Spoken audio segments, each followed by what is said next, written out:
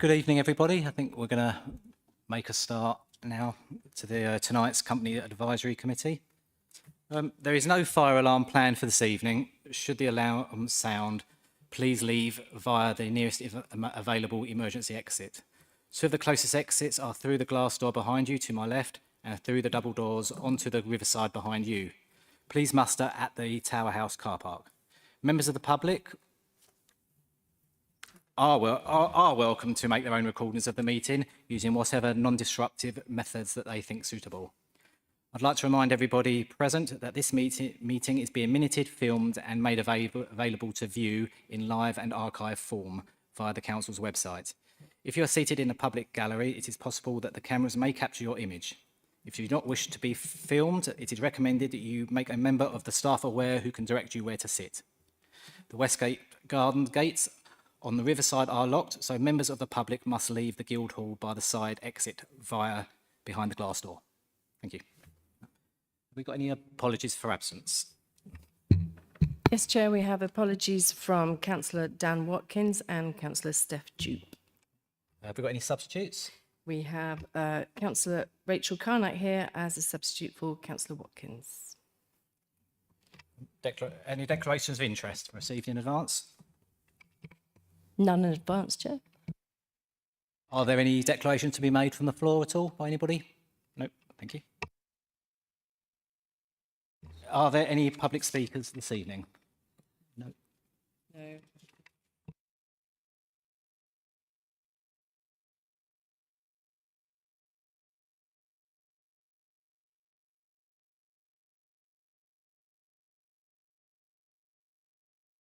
We'll move on to the minutes of the previous meeting from the 13th of March. Can we confirm that the minutes of the previous meeting are a true record by general assent? That's agreed. Oh. Wasn't Dan Watkins at the meeting? Was he not there? Because he's not mentioned in the as it one of the attendees, but I'm pretty sure he was there last time.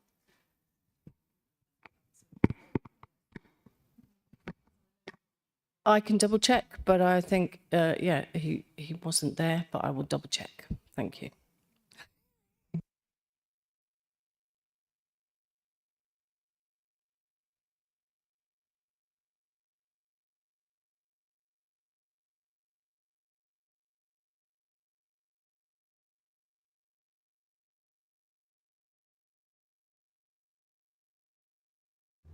Okay, we'll go on to item number 6, the governance matrix for council-owned companies. And I'd just like to invite the head of corporate governance, Matthew Archer, to introduce the report. Thank you, Chair. Good evening, everyone. Yes, before you receive the presentations tonight, I thought it would be helpful just to have a report setting out how the governance arrangements for companies is intended to work. The idea then being that it provides, this committee provides oversight of the governance arrangements for the companies themselves, and that's accompanied by the work of the other committees on this matrix, Cabinet Scrutiny and Audit. If I could direct you to the matrix itself on page 14 of the agenda, that sets out in a bit more detail then how each of these committees work, and their involvement with the companies, and just working clockwise through it. Cabinet, they recommend the budget allocation and set the expectations for what the company is expected to deliver.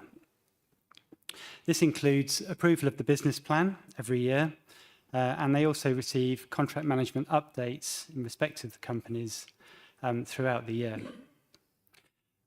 You'll see there the attendees that you would expect to be accountable for the cabinet role are the portfolio holder and the council's client lead for each of those companies. The Companies Advisory Committee is there to basically advise Cabinet, and it provides room for a deeper dive into the role that the company is playing, and an opportunity for you as a committee to have a look at the challenges and the risks facing those companies, and to do a deeper dive into how they're getting on, what does the corporate health look like, are they able to deliver against the objectives that have been set for them. That's why tonight what you have are attendees who are the senior officers from those companies and officers who tonight are here in our capacity as board directors. And as we go through the different company presentations, we can all introduce ourselves. You as a committee will receive the business plan in advance of Cabinet, which gives you an opportunity then to assess the challenges and risks and make comments to Cabinet before they make their final decision on approving that plan. And it also has this meeting, which is intended to be roughly halfway through the year, where you can look at the corporate health of the company, receive any year-end updates from the previous year, and get an update on how things are going currently in terms of how well they're able to deliver the objectives for the year. Working around the grid then to audit committee. The role of audit is there to satisfy itself that the governance arrangements that we have in place are fit for purpose, and that it is looking at the company risks assurance and financial governance and receiving any audits in relation to those companies or any work that affects those companies. So its role is not necessarily to do what this is doing in terms of its focus. Its focus is on the governance arrangements more generally and making sure that we've got good oversight of what's going on. And then finally, scrutiny. Hopefully you're all familiar with the role of scrutiny. It's very similar in relation to the work that the companies deliver as all the other services. It's there to hold the Cabinet to account for the outcomes, and also then to look at the performance and KPIs. And so therefore the attendees there will be the portfolio holder and the client lead again, because they are accountable for the service delivery. So that role doesn't change. The scrutiny committee is there, obviously, to do its deeper dives on different themes.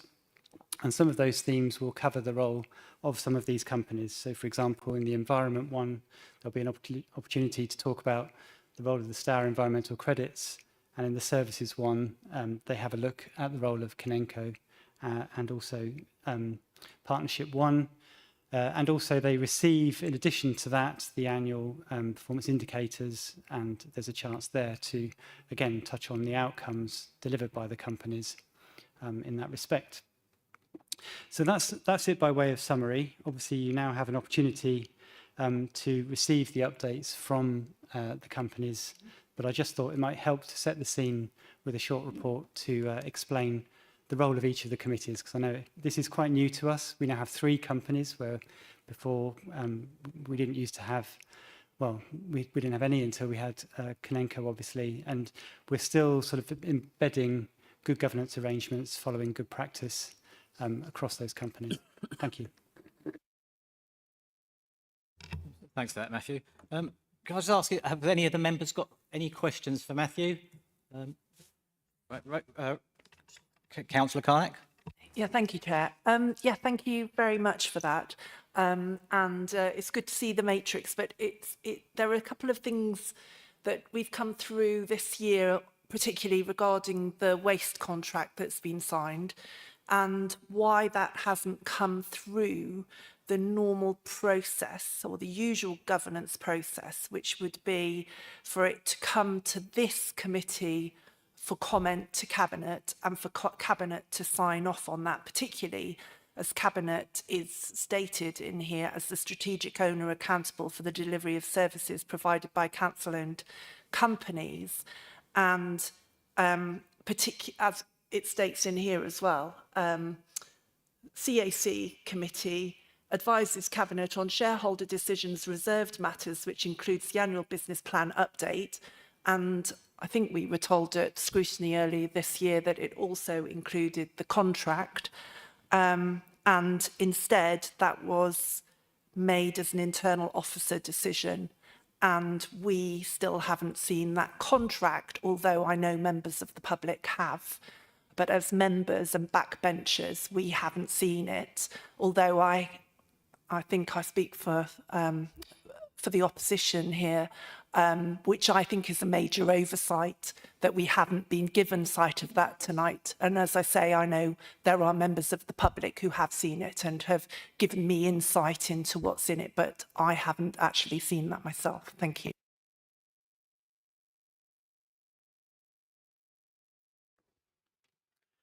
Thank you, Councillor Carnac. Yes, I think you'll be aware that the contract was actually approved in principle in 2019 when the company was set up, and at that point, the parameters of the work of the company were agreed, and delegated authority was then given to the chief executive to go away and make it so. So that has happened. We had the letter of intent, obviously, which was a substantial document. It wasn't just a letter, which was used to shape the service that was then implemented while the contract was finalised. Appreciate the contract then did take longer than expected to put together, but the intention was that that was done under the delegation that was already granted by council. So there was never really an intention to revisit that at any point. The contract had already been agreed by council and the blueprint was there. In relation to availability of the contract, I think there was a question at council about that. And I believe the answer we gave was that that contract is available on request to any councillor. I think it was made clear that it's for your eyes only if we do send a copy to you, but yes, all you have to do is request it and a copy will be made available. And I can confirm we have received freedom of information request for a copy of that contract, which is why it's also been made available to members of the public in redacted form. Thank you. Are there any other questions? Councillor Brady? Thank you, Chair. Just a quick question about audit. I don't have the timetable in my head, but it would have been helpful, page 15 on the table. I know it says 2026, but if there could have been a column for audit, if there's nothing being audited this year, then a little bit of a side note of in 27, 28, internal and external auditors are going to be doing X, Y, and Z. So this committee has sight on that.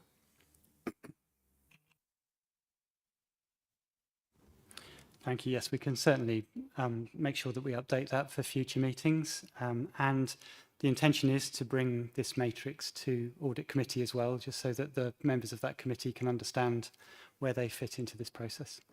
Thank you. Any further questions? No? Okay, well, thanks for the input and thanks again for the report there, Matthew. So I think we can note this by report by general assent. Yeah. Okay, thank you.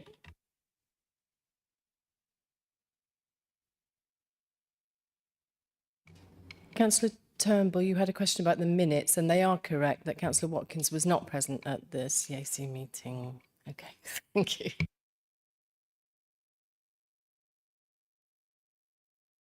Okay, so we'll move on to item number 7, which is the Canterbury Environment Company, Canenco, the corporate health report on pages 17 to 60. Could I invite the Director of Canenco, David Maidman, and Canenco board member Marie Royal to introduce the report and give their presentation? Cheers. Thank you, Chair. Just to confirm, Marie Royal attending tonight as Director of Canenco. Cheryl Ireland also attending this evening as Director of Canenco. And Leo Whitlock also attending as a Director of Canenco. Thank you. And we have David Maidman, who is the Managing Director of Canenco, and Di Arthurs, who's the Head of Finance and Support Services. Just a very, very brief introduction. David's going to run through a presentation with you. But the report that was submitted accords with Matthew's introduction a minute ago in terms of the remit of this committee and covers the corporate health of Canenco. You will note that as per the matrix that Matthew went through, there are two new areas that we haven't previously reported before, and those are strategic risks, and we are reporting those that are amber and red with mitigation, alongside board decisions that have been taken in the last 6 months. I'm now going to hand over to David. Thank you. Good evening. Thank you very much. Am I on? So we have prepared a little presentation, and I am joined by Di, as Marie has said. So without further ado, I shall dive into this. Hopefully, no. So just by way of introduction, this is just a bit of a refresh. So in terms of from the matrix, you'll have seen, so we come to the company's advisory committee twice a year. We come in this meeting, which is the autumn, and we talk around the corporate health of the company, and also we'll provide a quick business update, and you'll see through the slides and through the report that you have received. In the spring, that is when we bring the annual business plan, and that will include a report that looks back, but is also looking forward and picks up any areas of concern. Thanks, David. This slide is a summary of the considerations that mean a limited company is financially healthy. To be healthy, a company will make a profit. In our case, this means that we will stay within the budget that the council gives us. The company will have liquidity, that is, it will be able to pay its current bills. And to ensure this, it will proactively monitor its cash flow. It will be solvent, that is, it will have enough assets, which it could in theory dispose of to pay for its debts, and that it has enough money to be able to accomplish any required growth in the company. A healthy company will analyse and monitor its finances proactively and regularly so that it can provide information to its stakeholders, in our case to the Kinenco board and the council's contracts team. And this means that informed decisions can be made about the future of the company. And finally, a healthy company will act on the findings from any financial audit that it undergoes. So there's 4 key areas that we would like to talk through and are really centred in the report. And just running through those very quickly, that's first point being the audited financial statements. And then we look at some areas of our corporate compliance. And as Marie touched on, a summary of the board decisions. And then we look as an update, a summary of the delivery plan, of our delivery of our business plan that was agreed last year. And we're just also highlighting and some commentary on any areas of concern and key milestones that we have achieved this year to date. So company finance. Historically, Kinenco has presented its financial position or health for the previous financial year at prior committees as requested. So tonight we're talking about financial year 2024-2025. That's year ending the 31st of March 2025. Financially, Kinenco is audited by an external auditor who is appointed by Canterbury Council as part of the company's governance. This is a limited company financial audit which looks at whether the company has processed its income and expenditure in line with the statutory requirements of a UK limited company. The annual audit report is received by Kinenco. It's then presented to the Kinenco board along with responses, recommendations and any required actions. The audit for 2024-25 is complete and it's confirmed no material uncertainties as to our liquidity and solvency and that Kinenco is a going concern for the current financial year 25-26. Kinenco's financial year-end accounts are produced by an accountant. The company is required to submit its accounts to Companies House, which is another statutory requirement for us as a limited company, and our accounts are required to include a financial report. This was required from financial year 23-24 onwards. It was not required before that. Finances are actively monitored and reported to the Kinenco board and the contracts team on a monthly basis. Kinenco is a Canterbury Council service company. We provide the contractual services required within the annual budget that the council gives us. The company does not pay dividends. Finally, Kinenco was within budget for the year 24-25, and therefore as a limited company, this means that we made a pre-tax profit, and this has been added to our company reserves. Thanks. So one of the key things that we have not included in previous reports, but is included in the company's advisory committee, was just to have a look at and identify some key risks. Marie has touched on that previously in her introduction, but we have two areas. We break our risk down into two areas. Those are one of financial, which are covered in the in terms of the auditor's report, and Di has touched on, and then the second being either operational or in our service areas. We, as part of ISO, we have our own risk register. That's that's a good business practice requirement, and some of those risks they're on a basis of a risk assessment model. So we have mitigation actions, and as Marie said, what's been reported is those risks after mitigation that are still amber. I've highlighted in the report a number of those risks. I wasn't going to go through those. They are contained within the report. But to say that the company risk register, we review this regularly. It's reviewed monthly at our senior management meetings. It's presented and discussed at board level, and is also part of our integrated management system management review, which is part of our ISO certification. Apologies for the busy slide, but corporate compliance, as Di has highlighted in the accounts, covers a wealth of different areas, and there are many more that's on that screen. But just to give a flavour of some of the things that we have to undertake as a limited company. So I'm not going to run through those. I think they're fairly obvious and may well be familiar to members of the committee involved with companies. Board decisions that were taken this year. Marie, did you want to? Yeah. Thank you, David. So, as I mentioned in the introduction, this is a new addition for the committee, just so that you're aware of the type of decisions that the board makes.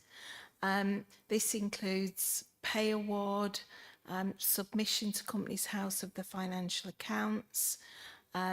We took a decision on the supply of and usage of materials for repair work within the contract specification. We took the decision to explore sort of development opportunities in advance of local government reorganisation, looking at the strengths, weaknesses, opportunities that are on offer to the company. And we also took part in an East Kent Audit Partnership audit of Kenenco's governance. Particularly around the procurement that's used by Kenenco, you may be aware that there were some potential issues that were highlighted that were flagged at a meeting of audit in July. These stemmed largely from errors and misunderstandings from the setting up of the company. Procurement experts have been brought in to help rectify the situation, which the board agreed to. And an action plan is now well underway and is being monitored by the board and by senior officers at the council. So this mitigation means that there's no live risk around procurement, which is why it's not appearing on the risk register and report that you've got in front of you. We also sought expert external legal advice around procurement and our processes and governance, and that was received recently. East Kent Audit Partnership, as I've just mentioned, they conducted an audit which considered the governance of Kenenco, and that's to make sure that we are confident that it is appropriately managed. Additional staff resource is going to be brought into the Kenenco team to manage future procurement processes, and that will run alongside the use of some specialist procurement support as well. So I think to wrap up the procurement issue, it was raised at audit.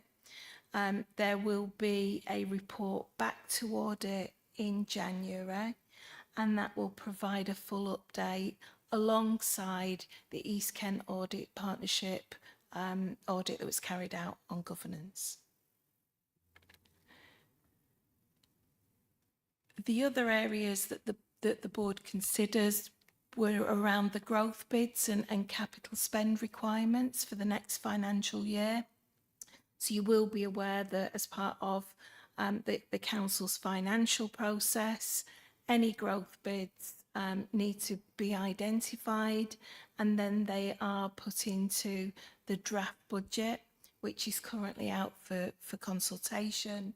And the board worked with the management team and signed off those growth bids that were submitted. The growth bids are in line with needs as well as corporate plan ambitions of the council. The other area that the board looked at was around sort of the budget agreements, the budget setting process for 26-27, and regularly throughout the monthly board meetings that we have, we review financial forecasts and make decisions on operational changes to budgets. Thank you. So moving on, in terms of just an update on this year's service delivery plan and some key items there. The cornerstone of our service delivery plan is, and really is a cornerstone of ISO as well, is really continuous improvement. So it's us looking at how we continually improve the service that we deliver, and obviously with a focus therefore on reducing things like missed collections, missed assisteds, and with a focus on getting it right first time. One of the key things that we've worked through this year, which really followed on from last year, again, was a commitment to our training and development and our investment in people, and that is improving skills. But as importantly, it's also about improving resilience within the company. Within the report, we have touched on around systems and their capability, and we're working on a number of work streams with council officers in terms of developing those systems and their integration, again, to support in terms of delivery of a key service. The growth bids that were approved for 2025 are underway, and most of those have been implemented and have already been delivered. The key one, which we have had a slight delay on, is the HVO, which is the alternative fuel to mineral diesel. So that's hydrogenated vegetable oil, which is it's not exactly carbon neutral, but it's very, very close. And the delay on that is basically caused by the tank manufacturer. So we will be holding a tank actually on site. We're anticipating that to be delivered, and we will be live using HVO within the first quarter of 2026. And then the other key project, which has taken a lot of time this year, and a lot of our time, is working with officers on the implementation and rollout of the communal food waste collections, which commence and go live on March the 30th, I believe. It's not actually April the 1st, it's the tail end of March, that's the first complete week, but they will go live for communal properties then.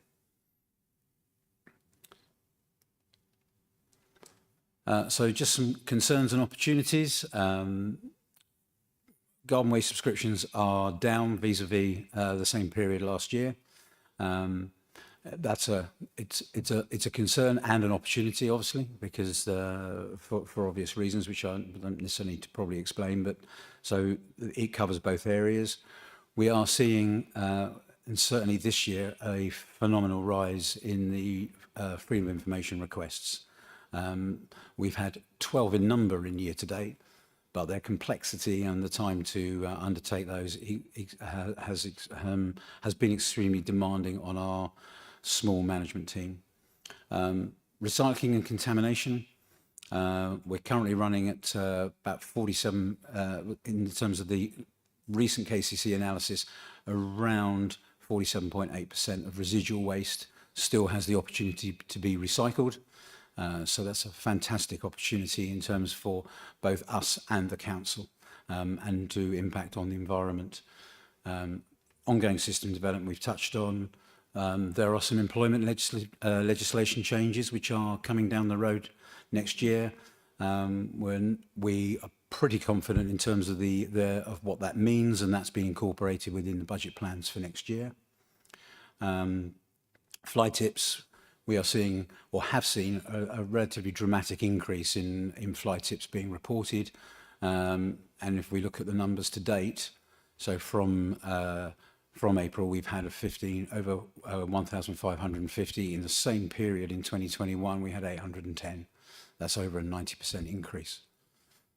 The use of AI, again, positive and negative, or a concern and opportunity. We're seeing some elements of that raise itself, but it's also an area that we need to understand and learn more, and we could be using better. And the last item on there is just the age of waste containers. The replacements, the quantity that we replace, and the cost of that is quite high, considering what we would refer to as the attrition rate is quite high. That's the end of the presentation. Glasses. Right, thank you. Thanks for you three for that. I appreciate that. Now, I just need to read something out for everybody at the moment. That there is an appendix exempt from publication, which is Appendix 3, the full financial statements, and these can only be discussed in the private session later. So I'm now going to ask for some questions and comments from members, but I will start one off for myself, if you don't all mind. On page 27, sorry. You can, yes, you can. Yes, that's fair enough. Yeah, go on. I don't know why all of that information is exempt. There would be some commercially sensitive information in there that could have been redacted, but the entire document shouldn't have been exempt.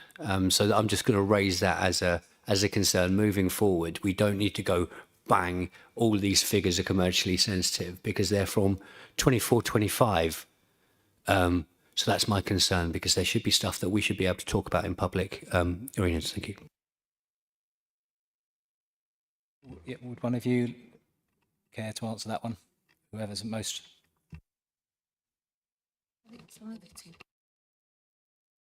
My understanding is it's only the full accounts that are exempt. The accounts that are at Companies House are not exempt, not confidential. So there's only the last 2 pages that are exempt.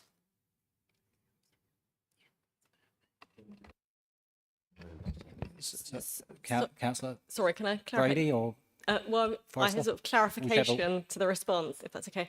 That seems distinct from what the chair just announced, which was that the whole document was not for public disclosure.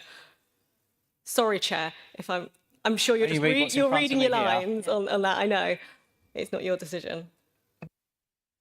do you want to clarify whatever's being clarified?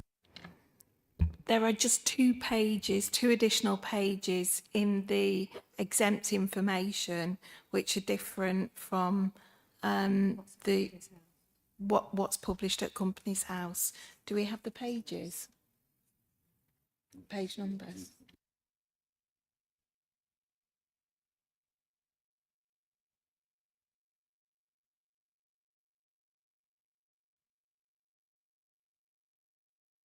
Are everybody okay with that at the moment?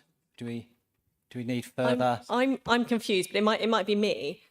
If there are 2 pages that are different from Companies House in the exempt document, surely those are the 2 pages that need to be exempt, not the whole document. 29. Not 29 pages. And we seem to be saying that 29 pages are for private discussion, not 2. Thank you, Chair. That's absolutely correct. So it's an error on our publishing part. There are just 2 pages that are on Pinks. The rest of the information is filed with with Companies House. Could I ask that the chair or someone clarify, because I think it may aid councillors' discussion to know exactly which bit we can talk about and which bits we can't, so that we don't breach any rules and ask the wrong questions. I don't want to get in trouble.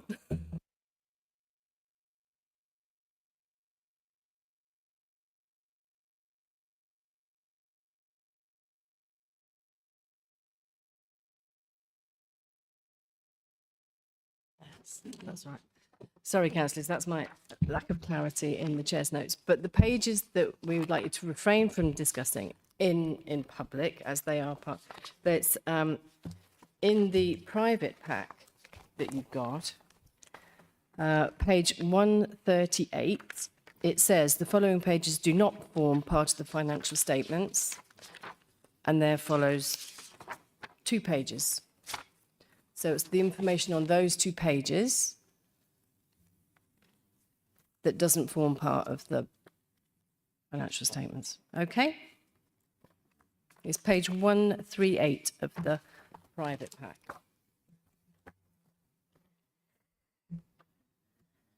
Digest that. Yes, that was it. Okay.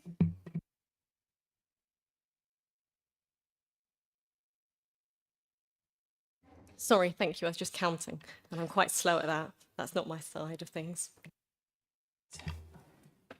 Okay. So where were we? So we're back to where we were. Where was I? Yeah. So I was going to ask a question on the report here. It's about it's on page 27 where you state we know this to be inaccurate and something has changed within the system.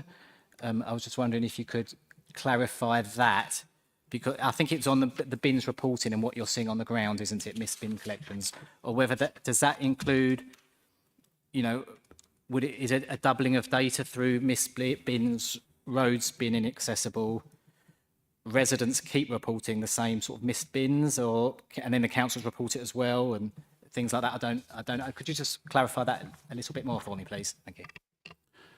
We're not 100% sure of what is causing the inaccuracy. What we can say anecdotally is that experience would say when you have a high level number of missed bins, and you can see in the report the dramatic increase, that would normally be accompanied by a high level of complaints, a high level of councillor emails, a high level of contract queries, and a high level of referrals from Partnership One. Anecdotally, we are not seeing any of those. So that is why we're saying what we're saying is that there is something that is not quite right. We're not quite sure, 100% sure what it is. As outlined just briefly in the presentation, we're working with the digital team in terms of understanding where some of those potential, or trying to get to the bottom of what is causing that data error. Yeah, that's fair enough. Thanks. Right, Councillor Carnac. Yeah, thank you. I want to follow on from that actually, because there's been a loss of access to ICT systems since the cyber attack last year, and there seems to be quite a lack of resilience in terms of the access that Canenco has to be able to see reported issues. And it is worrying that KPIs that are referred to as inaccurate and not reflective of reality, because they are legally binding, and that causes an issue for this committee and others, because then it's very difficult for us to know if the KPI regime is operating correctly or whether it's discredited, and how that then reflects on monitoring data. And I think we need to have a lot more clarity on that, because I notice in your report you gave earlier that you actually didn't comment on this. And if there's a belief that, for instance, around 20% of reports are being reported incorrectly and the information's not there, and we don't have the integration again on the Bartek system to cancel other council systems, then I think this is a really serious issue that we need really greater clarification on this committee and then going to Cabinet, because it means that we're blindsided really to knowing how effective collections are and actually how many missed collections there are, which is the thing that affects our residents that they're paying for. Thank you. Thank you. As It is a serious concern, as we've said, and by the nature of it is why we're undertaking the work and why the work is being done with the digital team. We are reliant a little bit on we don't have control 100% of that data, but it is something we are taking seriously. It is something we're working through together, and it is something we'd intended and would be brought back in the part of the service delivery plan, because this is only a mid-year update, so we haven't got the full year's figures. So we're confident that through that investigation and through those working together, we can come and actually ascertain what has gone wrong and provide some confidence in terms of those numbers.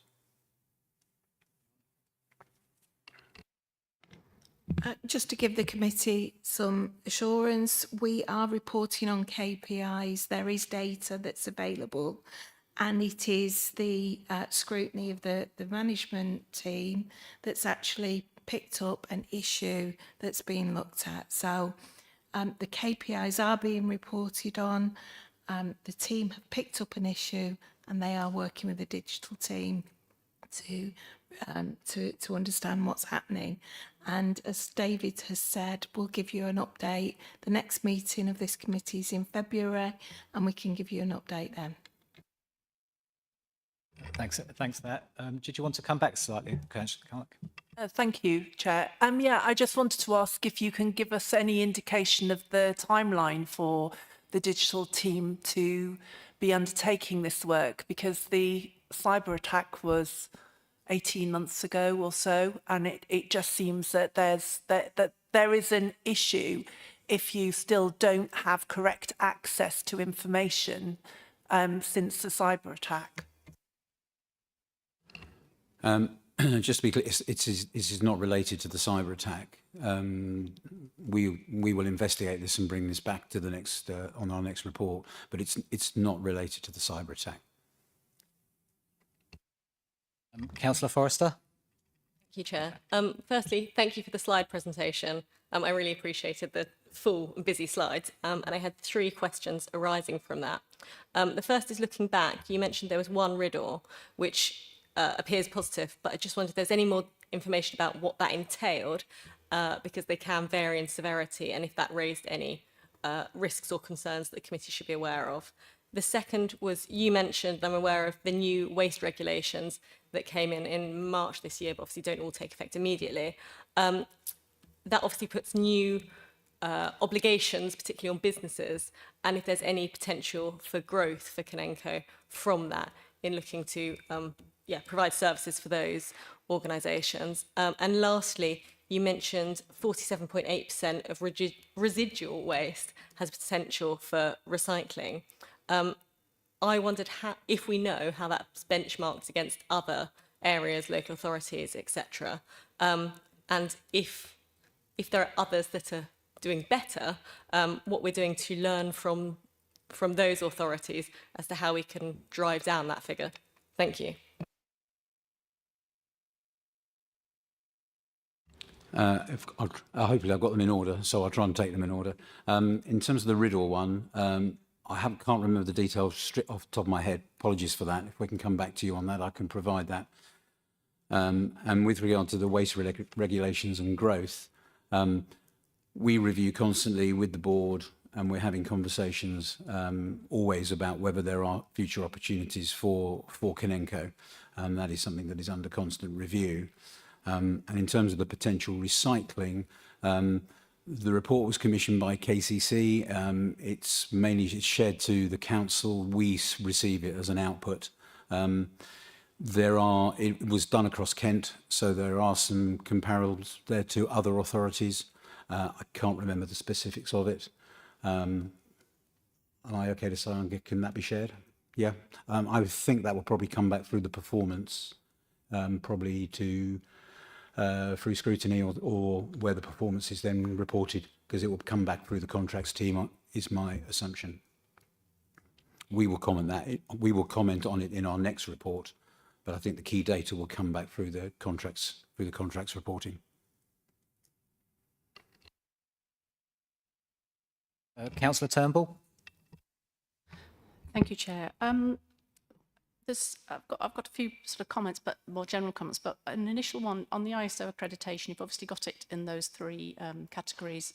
I think there's another category, isn't there? Is that around information systems? And I just wondered if you'd applied for that and not, or if you tried to get that and not achieved it, and that, or if it's just something which isn't really registering for you. But generally, I'm still struggling a bit to sort of to work out what I'm looking at in the report, and I still feel like I'd like it more clearly set out in terms of the objectives that you're talking about and the risks and how you're responding, risks and issues that are arising and how you're responding to those. I think the information is probably there, but I'd find it a lot easier to see it if it was set out slightly differently. I looked at the Partnership 1 report, and it was a lot clearer to see what the objectives were and where you were, so that you can see where you are in terms of meeting those objectives and where things are going wrong, what you're doing to address them. You've raised some issues about staff absences and staff skills. It would be nice to see, and we are doing this to address that. I mean, in terms of how the company is run and how the structures that need to be in place and whether they're in place or not, that all seems to be there. And, the auditors are obviously happy and all that seems to be there. It's more just having a bit of a clearer picture and being able to look at something quite clearly, see where things are at and what's happening next. And that also might help reduce the freedom of information requests if information is presented in a clearer way, in terms of, we talked about KPIs before and having those sort of upfront so that they're in the public domain so we can actually see them. It might just help reduce those rather vexatious FOIs that you're getting. Thanks. Again, I'll try and take them in order. In terms of the ISO certification, you're absolutely right. We have three. We achieved a fourth one this year, which is the safety and procurement safety. So it's an add-on to our OHSAS 18,000. It's a safety accreditation, but it leads neatly into the whole procurement piece as well in terms of how we're dealing with that. In terms of the one I think you referenced, that's not something we've actually attempted to go for certification on. That's the fourth one. The risks, we'll certainly compare our report to P1, and we can have a look at that and see what we can change and amend for that. We have deliberately not included KPI performance because that is being picked up and dealt with in terms of other reports. And in the limited time and context of this committee, we're trying not to duplicate in terms of that, but certainly we'll take that away and have a look at that report and see if there's something we can bring back and increase the visibility and awareness around the risks and how we're dealing with those.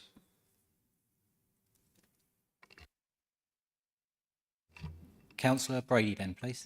Thank you, Chair. I've got my questions in two sections. I'll start with recycling rates, if I can revisit that. It's understood that the extended producer responsibility funding that comes from government, what portion of that do we get and how much is passported down from KCC? And then what are we utilising that for to reduce contamination rates? Because we had a slide of opportunities, and I sit on Environment and Transport at KCC, and we had a waste item. And with the emissions charges that KCC are going to have to look to tackle in the coming years, they estimated on existing emissions charges, it will cost them £16 million. So there's opportunities there to work with KCC to have some more funding to go towards improving our recycling rates, because they're going to be throwing a little bit of the 12 million that came from extended producer responsibility to KCC to get in front of that. So I'm just wondering how we're approaching that conversation, because it's going to be to our advantage in the next couple of years. Thank you. If we can take that away, and we'll get the officer concerned to come back on that, because that's more of a Canterbury City Council question than really directly at us, because it tends to come, we're not aware of any of that directly coming to us. It will come through the council. If I may come back, maybe there's a bridge, because if you're the operations and there's funding coming to KCC, there really needs to be a link to go, give us some of that cash because we're going to improve here and we can, there's an institution that really needs to work with you, with us. So maybe that's a conversation that you need to sit in a room and then iron that out, because it's definitely coming down the line and there should be money available. Can I move on to some of the finances and the numbers that I can talk about? Naturally, we're not profit making. Kinenco's not profit making because our only customer is Canterbury City Council. For a while, it's been bandied about and spoken about. Could we go to other customers to get a bit of a profit to then invest? Has there been a business case put forward, or are we just focusing on what we do well for Canterbury and improving that? And once we get that right, then we can look to go to external funding to get revenue. I've got a couple more questions, or shall I limit? I've got one on debtors, a little bit on cash flow. I'm allowed to talk about that because it's in the not exempt, but Yeah, if you want to carry on with the rest of the questions. now. sure. On debtors, so just a little bit in my head of how the cash flow works. Who owes us money? And the final question is, at the end of year, cash and cash equivalents, there's 431,000. Where does that sit? Thank you.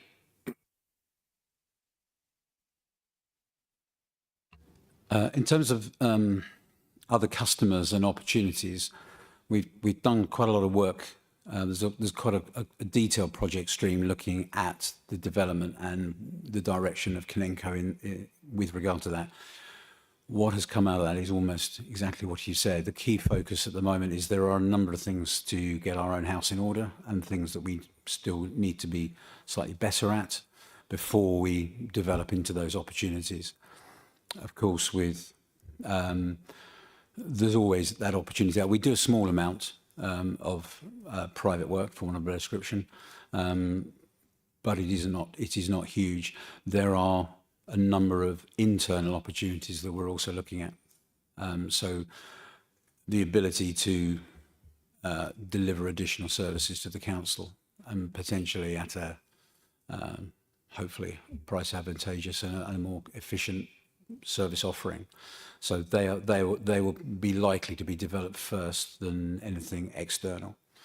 In terms of debtors, do you? So for year end 2025, our trade debtors were 99% Canterbury City Council who owed us money. As you say, we don't really invoice. No. And the cash flow, the money, the 431 was in our bank account.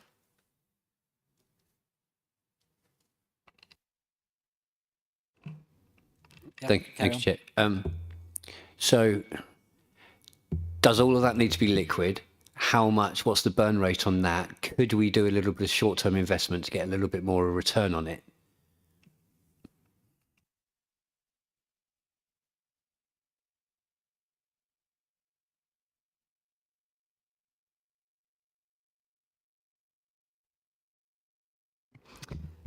Canonco as a company doesn't have access directly to investment funds, but we can certainly take away and look at how we could use that balance and invest it more wisely.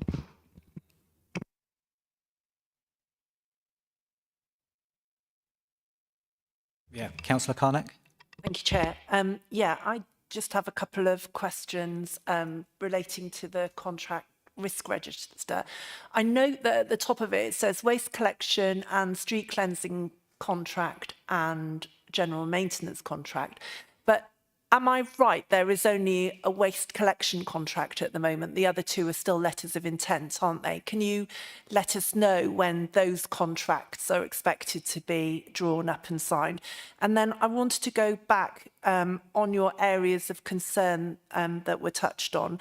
Can you spell out a bit more what your concerns are about garden waste subscriptions and also what the AI refers to? I know you just touched on that, but if we could have greater clarification of what the concern is about AI. Thank you. Certainly. In terms of the garden waste numbers, It's just highlighting the fact that the subscriber numbers are slightly down. The concern on that really is the impact on recycling rates. So in comparison this time last year, or a higher subscriber number in terms of the same period, that has an impact on our recycling rates. So whilst it can impact obviously on the performance, there's also an opportunity there in terms of increasing the subscriber base and bringing in more subscribers. So that hence was the sort of the point of view of concern and opportunity. Most of these, like any sort of typical risk register, sometimes a concern then becomes an opportunity by definition. In terms of AI, two things really. We're seeing a number of things like from applications being submitted by AI. And they are starting to, so we're starting to see that raise itself. We're starting to see that come through from staff grievance letters. They're being written in an AI form. So that's having a little bit of, it's not a direct impact, but it's changing. We're just having to evolve in terms of how people are communicating, and that is one of them. And in terms of the opportunity on that, in terms of the area around systems and system data, how I think AI is going to have a big impact on that going forward.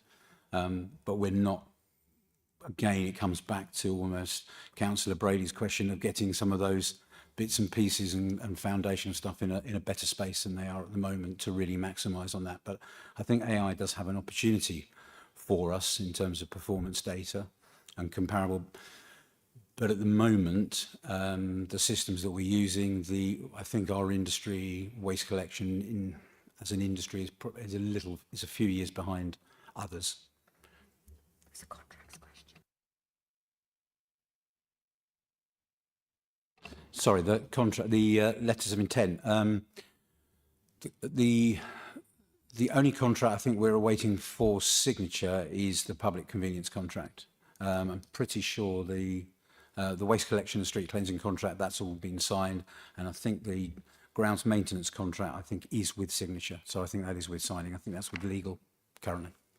But I think we might just want to come back on that 100%, but that's my understanding.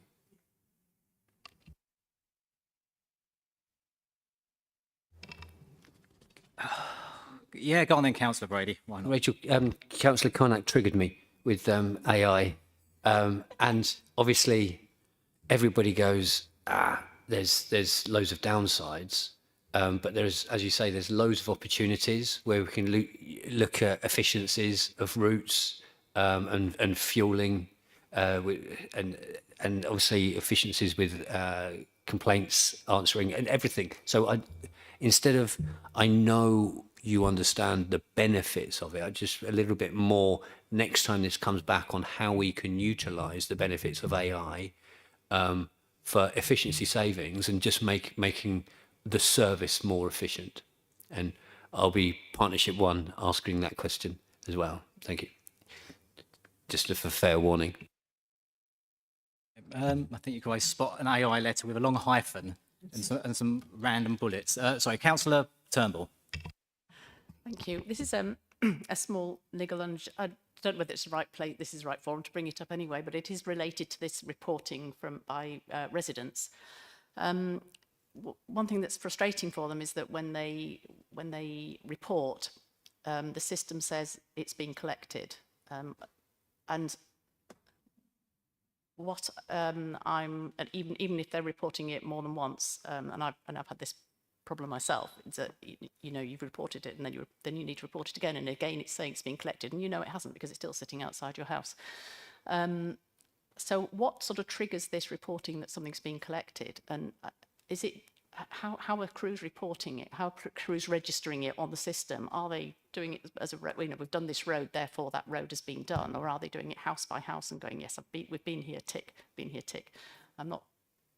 I don't know, how can that be improved? Because the residents find that particularly frustrating, that when they look at something and it's not been collected, it's here.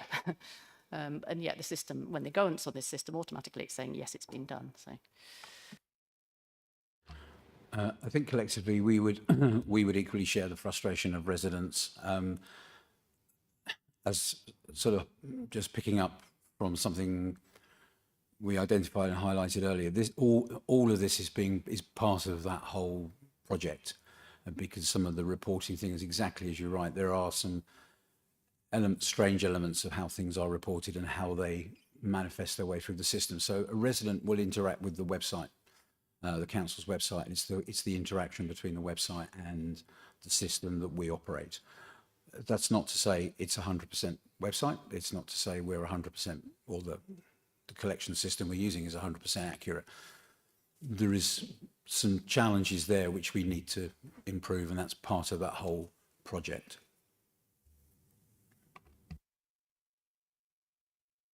Okay, I'm just going to ask a couple of things myself. When fly tipping is reported, do you take note of the type of waste that is fly tipped? I think in the description you can write what it is, whether it's sort of concrete, tyres, etc. But is that logged as part of fly tipping? Because I'm then wondering, due to the, fly tipping of green waste more such, in like alleyways, just like garden clippings, branches and things like that, whether there would be any correlation going forward with prices of green bins. So that was one thing. Yeah, is the type of fly tipping logged so we know what's being tipped more? And then secondly is about a risk in the future. So we've got this possible A2 slip road coming into Wincheap, into the Morrisons area, and obviously we're maximising the brownfield development sites in theory at some point. Will that have an impact? And are you assessing that at this stage about sort of getting vehicles out of sight and onto rounds and things, because obviously the development traffic is going to slow things down? Thank you.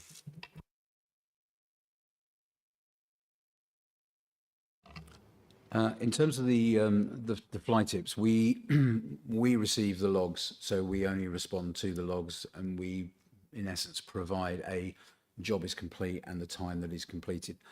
The reporting of that is a CCC statistic. That's their data. We just action the job and provide a closeout. We don't, so that we just pick it up.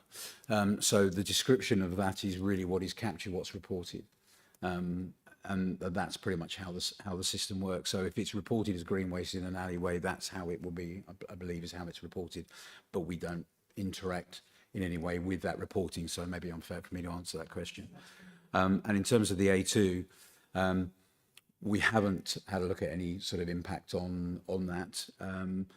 We suffer generally, I think, as members of the committee will be aware, in terms of the updates on restricted access to certain areas through that, generally on a day-to-day basis. So it's a well-trodden operational metric. Something as big as that A2 slip road will be well telegraphed. It's not the time of day that we're going out predominantly, I think will be through that as well. So, but it's something we will have a look at. Was there any further? No. So I was sort of trying to sum up a few things. I think you spoke about KPIs and their integrity, reliability, and how they're monitored sort of going forward, and then maybe any future opportunities for Canenco. I think you spoke it would be more council or CCC based opportunities to start with rather than external type ones. I think I've got it right. Would you call it producer waste responsibility? The plastic recycling responsibility thing. We spoke about fly tipping, additional services, etc. So that, and there was a few other, because you were going to come back on a couple of points as well, wasn't there as well? But I think if everybody is happy, I'm happy with the report, but if everybody else is happy with everything and no further questions, can we note this report? Wait a second, I need to, go on. Will anybody want to come back on the 2 pages? Okay, so we won't be noting anything yet. You can't go. No, so we move on to the next item. Yeah. So we shall move on. Thank you once again. Sorry. So can we have the approval of the Partnership 1 Business Plan 25-26, pages 61 to 90 in the report, and I'd like to invite the Chief Executive Officer of Partnership 1, Mr. Mark Emery, please.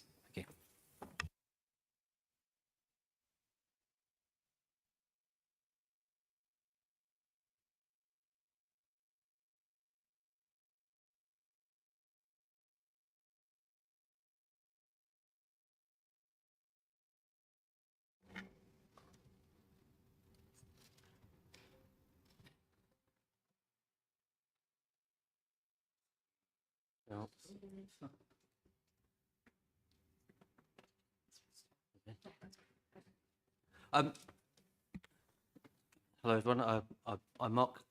So effectively I've got two reports tonight. One is the approval of the business plan, and the second report is the progress against the business plan that you're hopefully going to approve. I've got one slide just to support the business plan paper.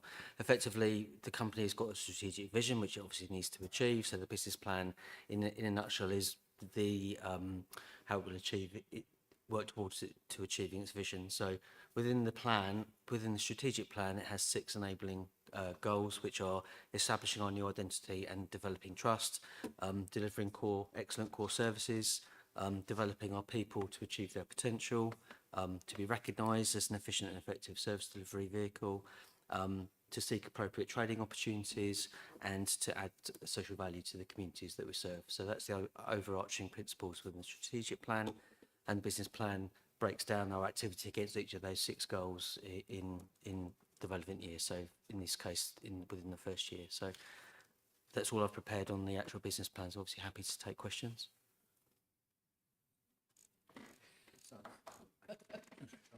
Thank you for that. Need to get to the right part. No prize. So we have proposed the following resolution from the chair. Happy to so I can do that. So I'm not asking any questions on that.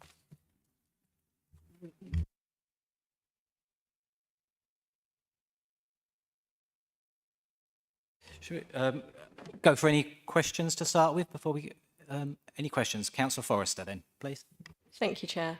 It's quite a discrete question, but on page 69 of the pack, I noticed the key performance indicators include how quickly claims processed, how accurately, how quickly the phone is answered, and customer satisfaction. What I thought was missing there is where claims aren't processed accurately or quickly, and there is a complaint, there doesn't seem to be a metric for how quickly that is resolved, or dealt with and resolved, or how well it is dealt with and resolved. And that seems to be, in other areas, a key driver for the percentage of customers that are satisfied with the customer service, because, you know, anecdotally, those that are dissatisfied are the most likely to provide feedback, and that won't be positive feedback. So if you can resolve those situations quickly, that seems to be a driver of positive customer satisfaction. And I didn't know if that's covered elsewhere or by one of those existing points. Thank you. Thank you. So understanding it's around the dealing of complaints as well as customer dissatisfaction? Well, you talk about how accurately you process claims. So what happens when things are done inaccurately and there are errors or things are done not quickly, too slowly, and people are dissatisfied, how quickly that is resolved didn't seem to be a metric that was being measured, Okay. at least here.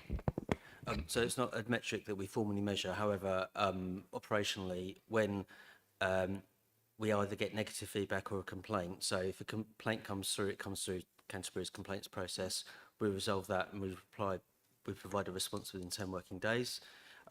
If we make a mistake, we always hold our hands up and we fix it and we apologise and we fix it. In terms of the customer satisfaction, my understanding is that anyone that provides a response where they're not satisfied, actually a manager will ring them back to talk them through it and to look at it. And then all of our complaints processes go through a review loop, and the learning outcomes from every one of our complaints goes back to the client teams at each of the councils to be able to show that we're not marking our own homework and actually we're using that to improve service delivery. Thank you. Very satisfied by that answer. That was really thorough. Thank you. Anybody else for this part? Yes, go on then, Councillor Brown. Thank you, Chair. Looking at the percentage of collectible council tax KPI, we understand, again, KCC cut the incentive that came passported down. Have we been able to quantify the impact of that yet within that KPI? Would you like all the questions or one by one? Okay. Can I have a little bit more information on Goal 5 trading opportunities? Goal 6 social value. Maybe this is something I can take outside of here, where do you offer university employability? They've got, at the University of Kent, they've got employability rewards where you can offer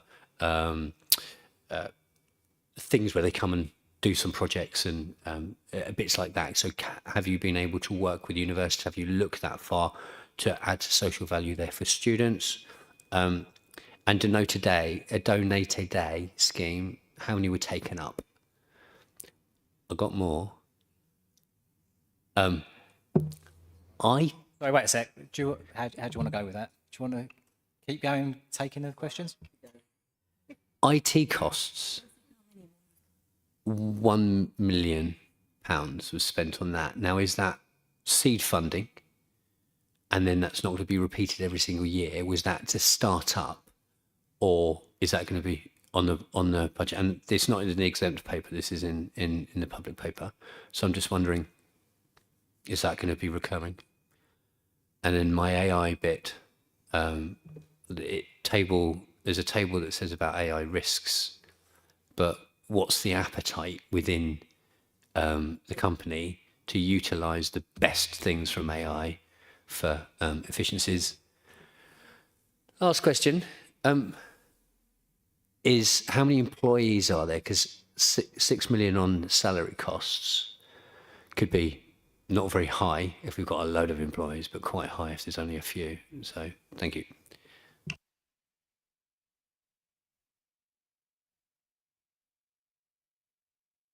All right, thank you. I'll do my best. All right, so the first question related to impact of on the council tax collection KPI. Simple answer is too early to know. Whilst our KPI is effectively cash in the door as of any financial year, in effect, we carry on collecting for many years afterwards, and that's what impacts on the tax base. So all of our collections are, and anecdotally, it's across Kent as well. All of our collections are down slightly by about 0.5%. That's in year. Doesn't mean it won't come in by the end of the year, because obviously people shift from 10 monthly instalments to 12 monthly instalments, and equally it doesn't mean that money won't ultimately be collected. But at this moment in time, I can't say it is because of A, B or C. Yep. Trading opportunities. So in terms of being a LATCO, we are looking at a suitable point in time, given with board direction, how we utilise and how we can start to drive an income back to the owning councils. There are different options around that, and actually within the second paper, which I'll move on to in a little while, we're behind in our plans for that, largely impacted by the KCC decisions. But effectively, we have opportunities around provision of resilient services, consultancy services, training, provision of training to external bodies and things like that. So it's all the complementary services that we do well, where we can actually, where they're desirable to external bodies. That's where we're looking at trading. Social value. It was to do with the university. Yeah, so we haven't yet. So we're still very early on in our journey in terms of our social value at the moment. We're focusing. There's a large amount of social value that de facto we provide by the provision of our services. So we're paying benefits out so that people can pay their rent on time. We're collecting money to fund the services. We're then targeting our discretionary payments on the welfare element. So that's in terms of the operational social value. In terms of the company social value, we've touched on Donate a Day, but that is an area that we're looking to expand. I haven't discussed anything with the university, but obviously happy to take something offline because I think that could be quite useful. Donate a Day, I will confirm the numbers of take up. I think it was around 25 last year. But it's an area that we've relaunched and we've pushed. and we're finding that where we provide organised activities or events, people are willing to give up time or more likely to want to participate rather than organise their own event. Effectively, if someone has a passion or desire to help in their local community, we will support that. That still is available, but equally where people may be willing to help but maybe aren't familiar with the process, we can provide opportunity for them as well. But again, that's a growth area that we want to develop. IT costs of £1 million, that was in the draft budget, so I haven't got the full breakdown, but effectively we own two of our key processing systems, so a significant chunk of that will be the cost of those systems. There was also last year the purchase of laptops and equipment, which would be non-recurring. So, but again, I can clarify that. So within the business plan, it is the draft budget rather than the operational budget that's evolved since. AI.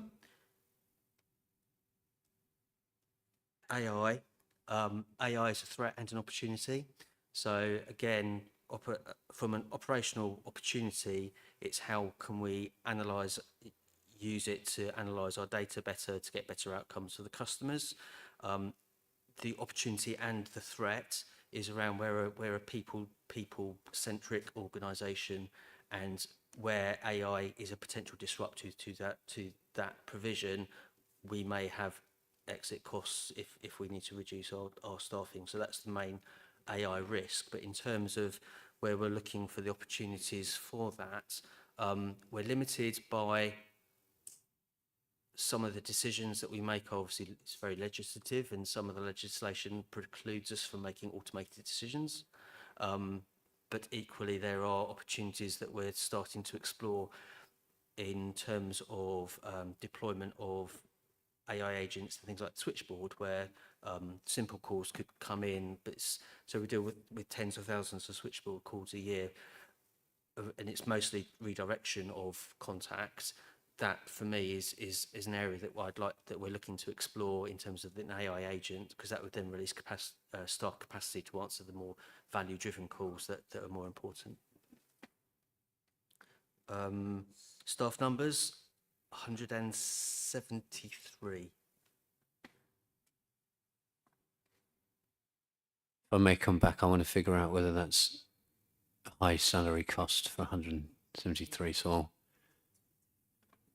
and if I may come back on the social value and donate a day, have we thought about reaching out to some core charities and then popping that in a booklet for your employees to go contact them because they've got X, Y, and Z? Yeah, people find it really hard. People want to do it, but they don't want to do the hard work to arrange it. If there's a little bit that we can work with charities to go and make it so much easier, because it's really easy, but on a document of social value, everybody does it.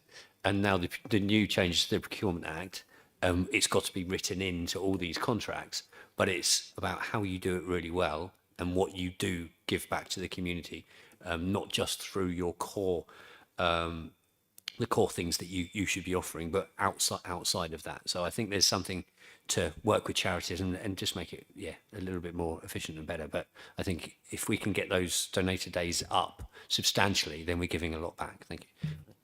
I would say we're part way there based on that suggestion. So our listening board, which is effectively our staff panel, are proactively reaching out to local organisations to ask if they need help and assistance. So we're not quite there as a register of a booklet that people can go through, but we are actually reaching out more proactively. Just one very quick thing on the salary. What spans and layers do we have? Because then that will help me think what level of pay structure that we have moving up. We aim for 8 to 1. 8 to 1. Yeah, so eight officers to one team to one. Okay, team. to one layer. Okay, thank you. Are we top heavy? No. Okay, well, you would say that because you're at the top.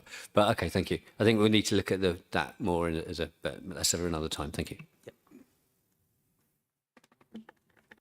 Yep. You want the next? Yeah, 'cause I am going to ask just one little thing. Just on your, I think you wrote about economy of scale somewhere. You wrote those words. I was just wondering, because how many more local companies do you integrate with and use, rather than, because obviously there's a report done, I know in the last month or so, wasn't it, about all to do with LGR and what councils use local companies? I mean, is that anything that you can answer at all? So in terms of suppliers, bear in mind some of our suppliers include the councils, because things like marketing support or legal support, we buy in from the councils on a commercial basis. As of today, 24% of our suppliers were based in Kent. We're slightly limited by the nature of what we purchase, in that they may not be available in Kent, but our financial procedure rules are geared up towards local suppliers. No, that's always good to know. And I think we use, I think there's Cardo, the company Cardo. So there's a person there called Neil, and he's like their social value officer for them. And he goes out, you sort of contact him, and he'll go out to various, events and supply an air fryer or something for a raffle, and or help out. So have you actually got someone in that role at all at the moment, or is just something you would be looking at? It's not a particular role, but actually I'm happy to look into that. Okay, well, on that, I can do the recommend bit, can't I? Yeah, I'd like to propose that the committee recommend to Cabinet that the 2025-26 Business Plan for Partnership 1 be approved. I'll need a seconder for that. Councillor Forrester? Yes, seconded. So we're doing a recorded vote, aren't we, on this one? Yes. Yeah, we need a recorded vote on this one, please. Yep.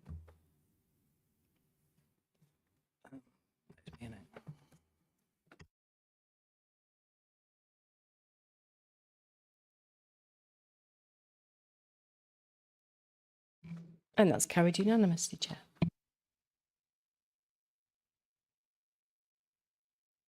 Right, on to item 9, the Partnership 1 Corporate Health Report, the 6 months to September 25, pages 91 to 99.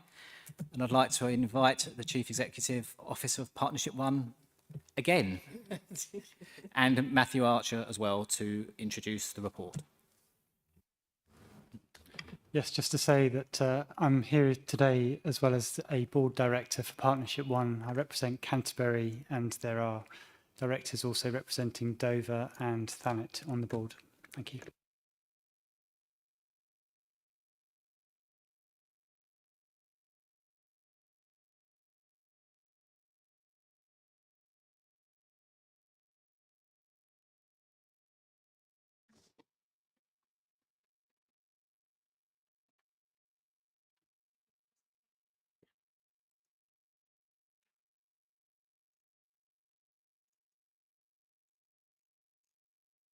There we go.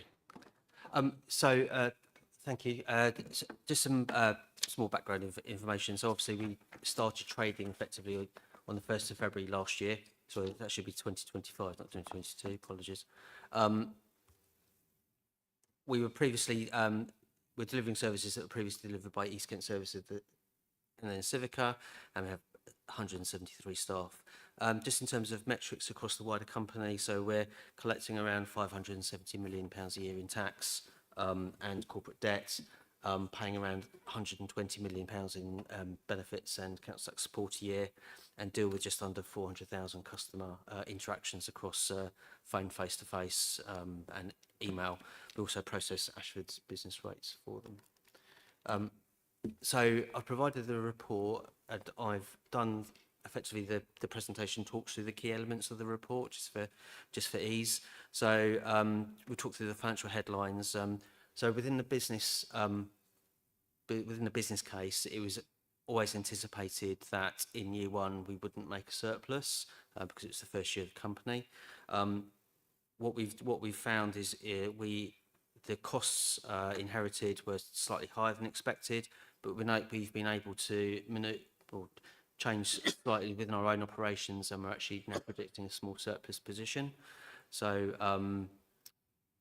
that's a very positive move. That will mean a surplus returning to the councils. There are some risks around the KCC funding, which are covered later in the report. And there is an annex of the auditor's report covering the 2 months worth of trading for the last financial year. The report talks through governance. Effectively, we have monthly board meetings. As Matthew had mentioned, there's 3 directors, 1 from each local authority.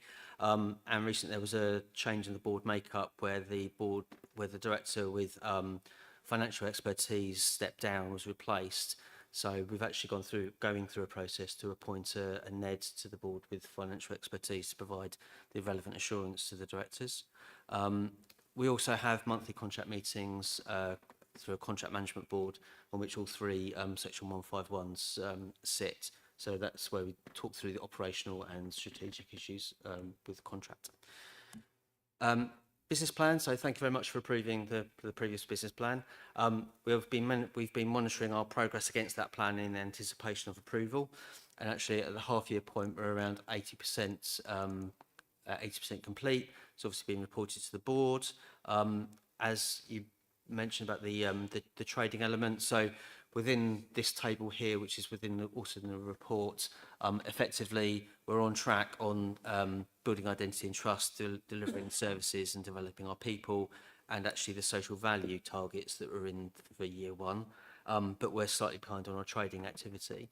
And actually when we've talked that through at the board level, it's the removal of KCC funding has meant a change in our operations, which mean that actually we've had to maximise our vacancies in order to try and meet those challenges that the councils are facing. So by reducing that capacity or vacancies, it means that we don't really necessarily have as much capacity to trade. And equally within the report, it mentions local government reform does and it is having an impact on the marketplace and the appetite of other authorities to potentially do other elements of work, because people tend to be a bit more inward looking at the moment than outward looking.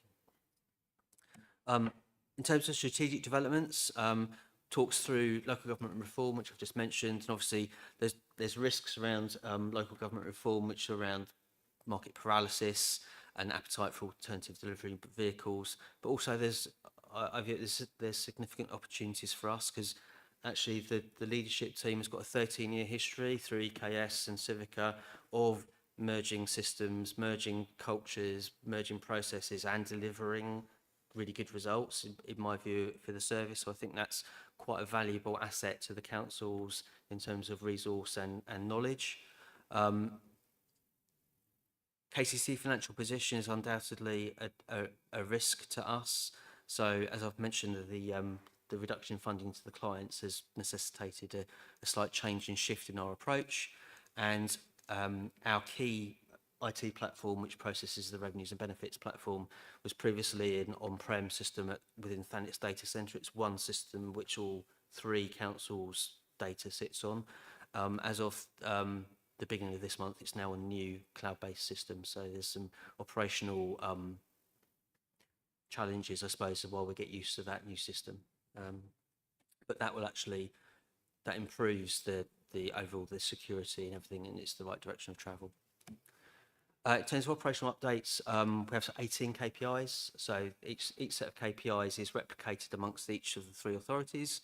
In terms of staffing, and in terms of KPIs, whilst this is an operational committee, we're achieving all of our KPIs where we're able to achieve them.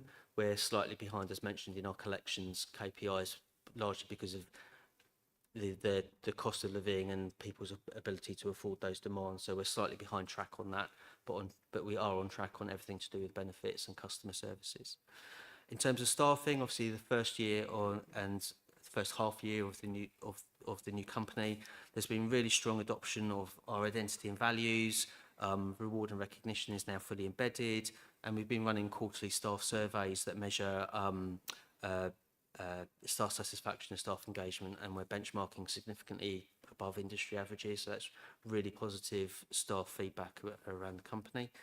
And in terms of accreditations, in year 2 of the strategic plan, we're going to be looking at external recognition. The year 1 was about consolidating and gaining trust, but within the first year we've moved and we've gained Disability Confident level 1, menopause-friendly employer, and additional things like around Baton of Hope and things like that. Report talks through the market analysis. So I think I previously mentioned that there were minimal expectations of trading in year 1, simply because the focus needs to be on doing a good job for you guys and gaining that trust. We were looking at external service resilience opportunities. That's slightly changed by the response to the KCC funding reduction. We do have a very strong learning and development team. It's a small team, but they're well respected. We have our own learning management system, so the collateral that we develop on that belongs to us, so we can trade on that and deliver those courses externally and gain an income. And we can also, we're also looking at our ancillary services. So where we are a big consumer or use of different services, we can potentially use our economies of scale to reduce our own costs and maximise the surplus, and equally potentially use that with other organisations. The example I gave was print and mail. So, for example, half of our outstanding correspondence goes by Royal Mail. It's about 600,000 items a year. That's quite a high volume. So we actually get quite significant Royal Mail wholesale rates through our print and mail supplier. But Royal Mail discounts are stepped. So if we can increase our volumes, we can get more discount and therefore return a bigger surplus. If we can trade and allow other organisations to join within our print and mail facilities, not only would they benefit from a discount that wasn't previously open to them, we would potentially also further benefit by a bigger discount overall. And that's quite a chunky budget that's we don't necessarily have a lot of control over, because Royal Mail costs seem to be heading in one direction very fast. Report mentions risks. So to flag that the report was obviously the end of the half 1 report. So the risk register is discussed monthly at the board. These were the highest risks as at the end of the Q2. The ones that I've struck through are the ones that since then have either been removed from the risk register or have been mitigated more fully. So the risk is now significantly less. What we're left with is effectively the impact of aggressive customers, which is, bear in mind, we're in the debt collection environment, and the customer services environment is always of an element of concern. And the deployment of AI, which again is an opportunity as well as a threat. But in terms of the risk for here, it's around the risk of potential staff costs as opposed to the risk of disruption, I suppose. And then obviously the impact of KCC funding, because whilst we've known this element has passed, they're a major partner for us. So trying to understand what might happen in the future, that's still a risk. Just in terms of board activity, so obviously it's a new company, so the decisions made by the board have been largely around forming the company and setting it up. So it's around, we've had the audit reports and accounts and requiring director sign-off, but they receive information on finance reviews monthly, performance, the operational performance. We've reviewed the risk register, any health and safety incidents, review staff satisfaction and engagement, review the business plan objectives, and sign off all the company policies. I think that was the whistle's top tour through the report, but obviously happy to take any questions. Okay. Thanks, Mark, for that. Appreciate that. Now I'm going to read something out again, so don't jump on me. Okay, so I'm going to remind members that there is an appendix exempt from publication, Appendix 1, Auditor's Report, which can only be discussed in a private session later. Okay, so that's it. Right. So I'm going to ask questions and comments from people. Councillor Carnac. Yeah, thank you very much. I think Councillor Turnbull said earlier that it's a very straightforward report to read, and very clear about what your plans are. So thank you for that. I wanted to follow on from Councillor Brady when he asked you about commercial trading opportunities, and then notice that that is something that you really want to focus on in the next year. Can you give us any indications of what your plans are for that? And then I wondered if you could also just talk about the implementation of the Revs and Bens platform.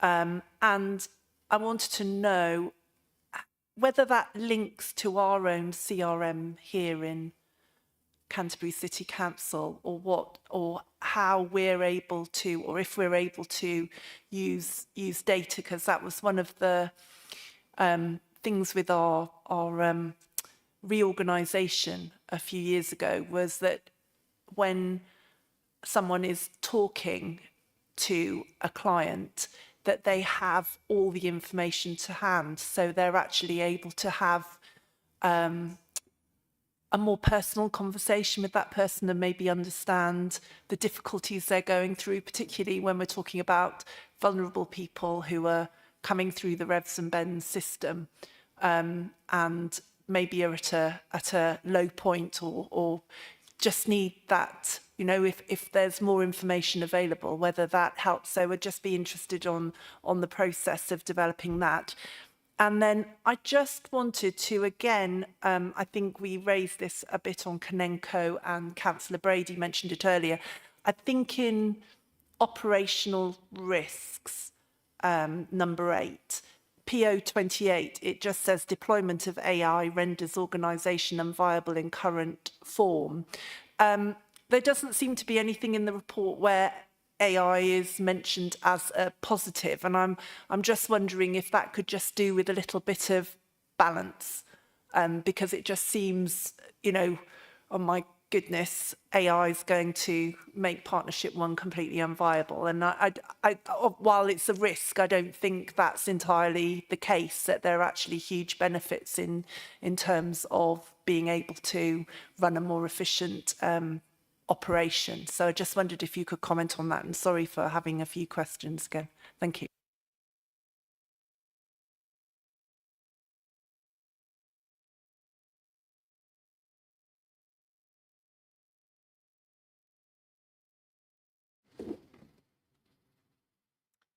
Thank you.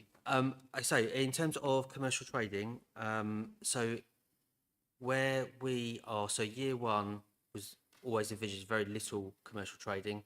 When the LATCO was agreed by the 3 councils, there was concern around making sure that we focused on delivery of the core services that were most important to you.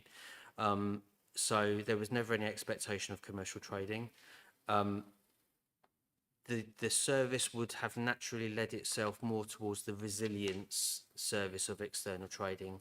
So using any spare capacity or expertise that we have to help other councils that may need additional resource. Sure. Cool.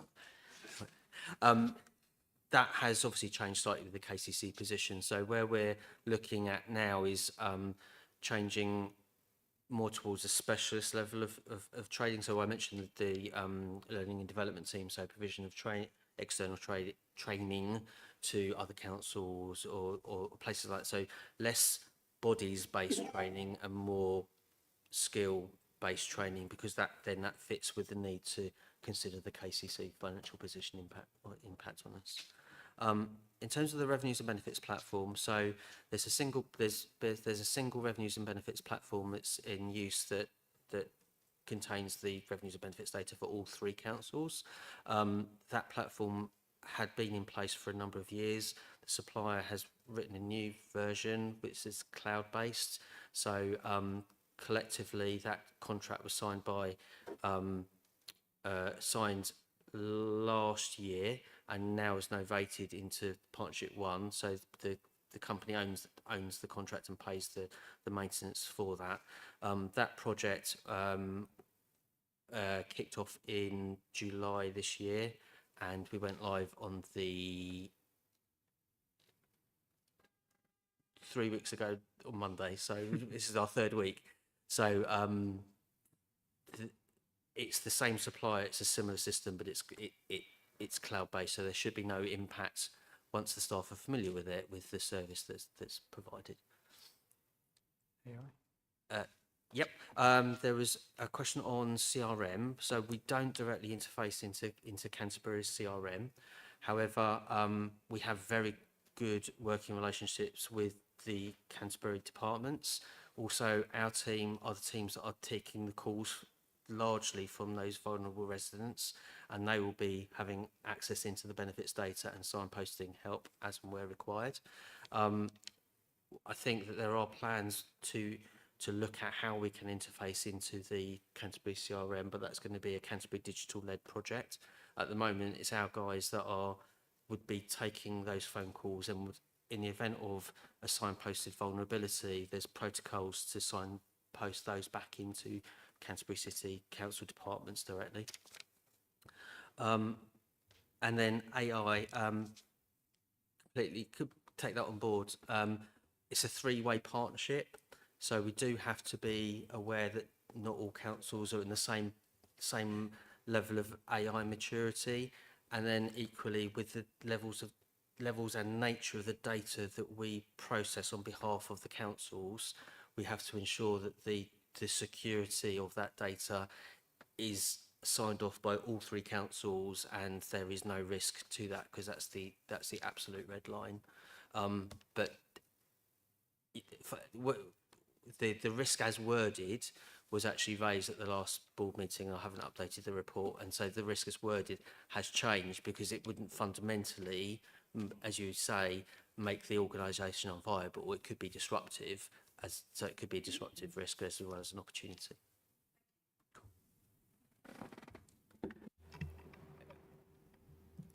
So I was trying to look past you there, Councillor Brady. Councillor Brady, gone. I have questions, but again, Rachel triggered me. This is to Matthew. Do we have in Canterbury an AI policy? If we do, or if we don't, can we then, if we do, speak to the partners, the other councils, to see if our policy aligns with their policy, which makes it a lot easier for our LATCOs that are utilising other councils or work with other councils to be able to then have a bit more clarity on what they can do. Shall I go on, or? Yeah. And it's just a bit on the table on 93, the executive summary dashboard of the goal completion. I mean, it's rag rated, but it's when we don't know what the floor rating, what the target was, it's just, it doesn't know if we're meeting it spectacularly or if we're just scraping through, or on the completion rate. So I think next time, can we have floors and target? And maybe it's in here, but the goal for the Be Recognised, no planned activity in year 1. Naturally, there'll be planned activity in year 2.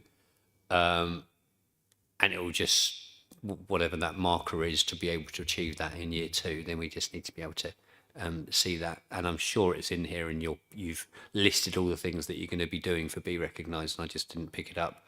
But then if there's anything on that, thank you.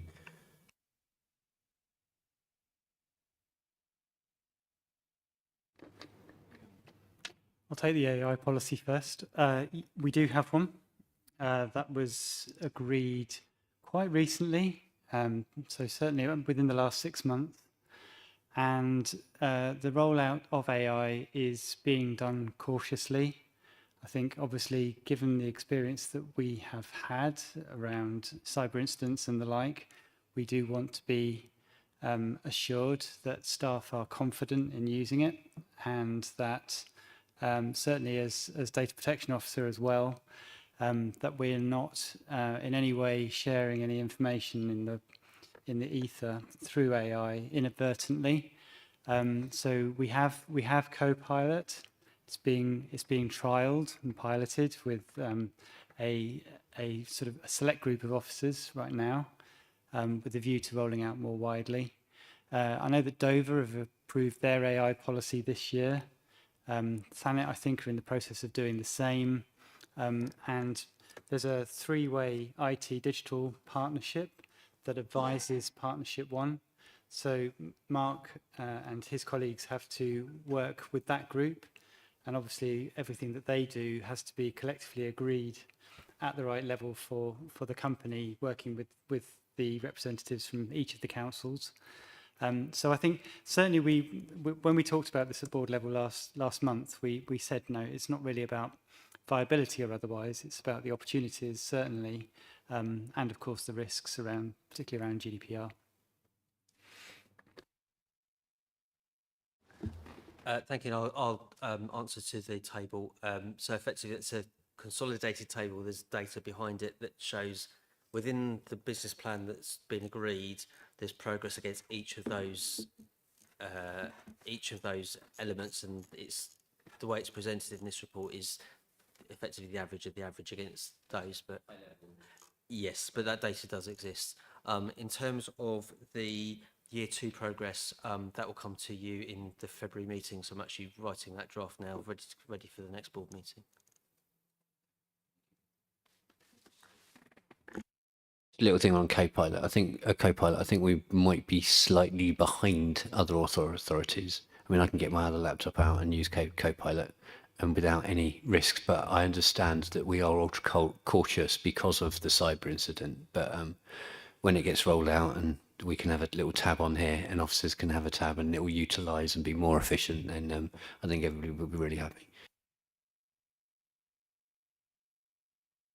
And to add, don't forget that Thanet and Dover also had the same cyber attack. So, you know, if they're slightly ahead on things, then I don't see a reason why we wouldn't be.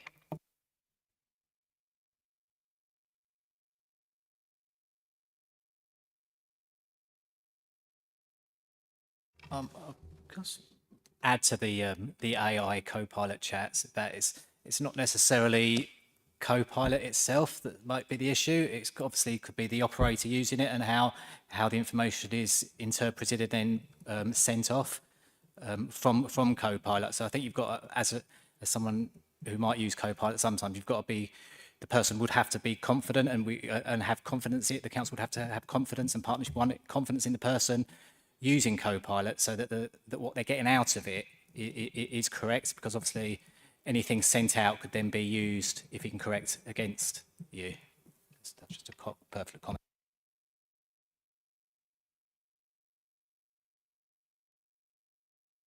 Okay. I'm going to sum up quickly before I go say something else.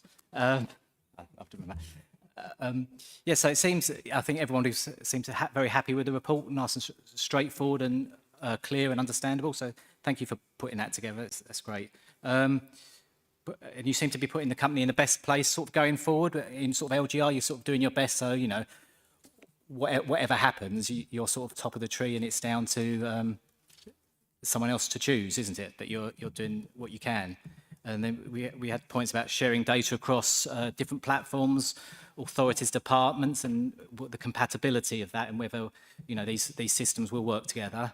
And obviously, again, the AI, the sort of, it is a big risk reward, whether we're going to use it, you know, because it could increase workflows, because it's easier for people to send in information using AI to generate AI letters. Then you have to go through that to make sure that they're right, and it's not. But then you could use it to interpret data better, and then it might speed up responses going forward. And then obviously I think things about obviously the KCC funding and risks going forward with that. Now, before I ask anything else, I need to ask you, does anybody want to come back to the exempt annex, the exempt appendix 1 on this one? No? So in that case, wait a sec, sorry. Not to come back, just the point previously where the entire document doesn't need to be exempt, the commercially sensitive bits could be redacted. So we can, I think it's going to be an ongoing theme. Yeah, we'll Democratic Service will make a note for that. Don't mind you being called Democratic Service. Department. Okay, in that case, can we note this report by general assent, please? Lovely. Yep. Thank you.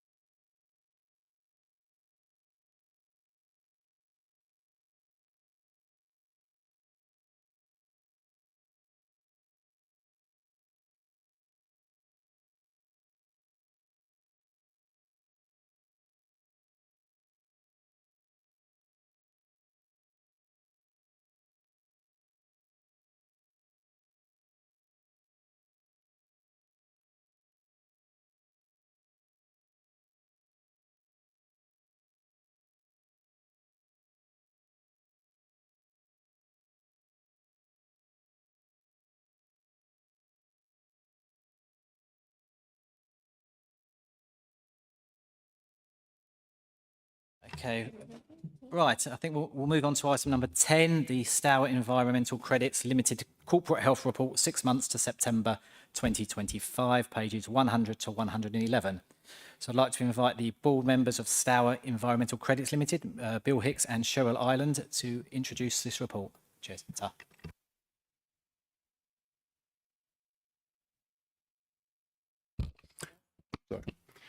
Thank you, Chair, and good evening, councillors. My name is Bill Hicks. I'm Director of Place at Canterbury City Council and a Board Director of Stour Environmental Credits.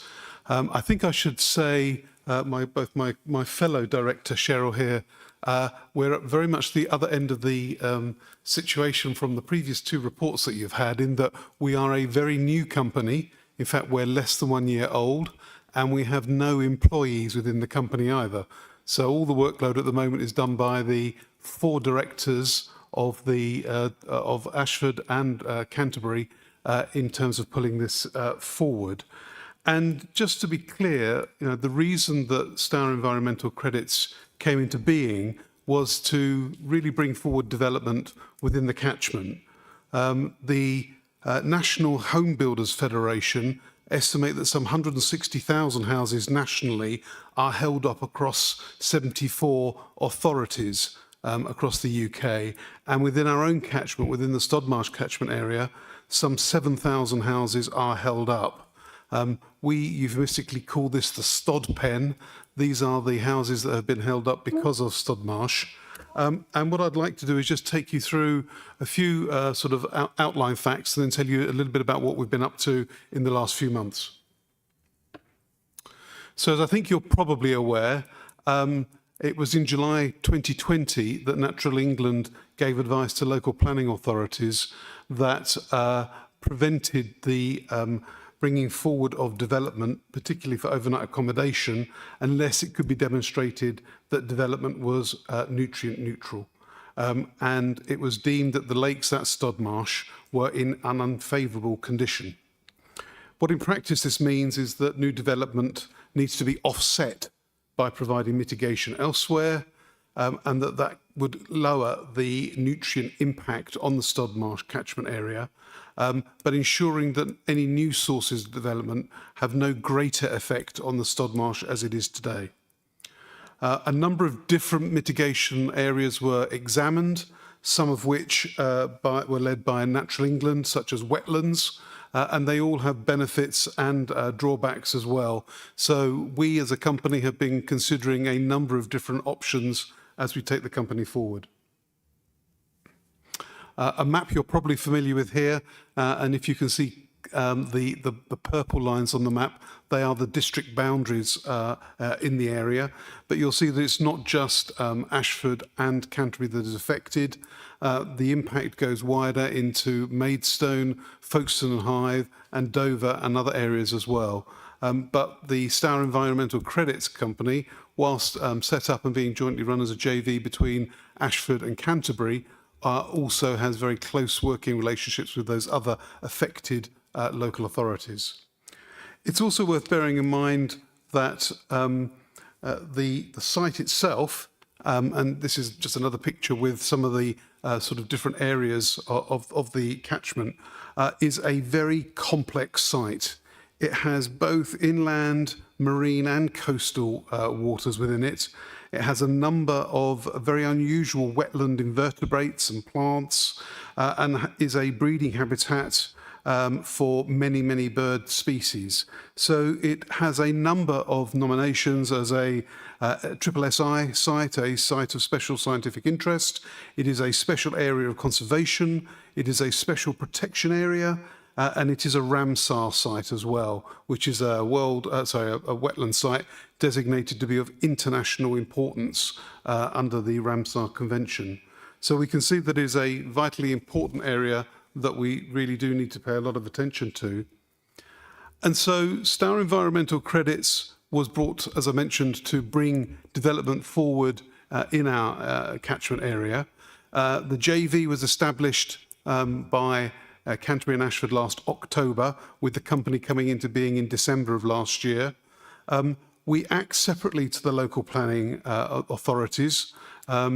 And we are essentially a nutrient trading platform, which is established mitigation and developing new mitigations to trade on that platform basis. The platform basically buys mitigation as a benefit from mitigation providers, and then those are sold as credits to developers.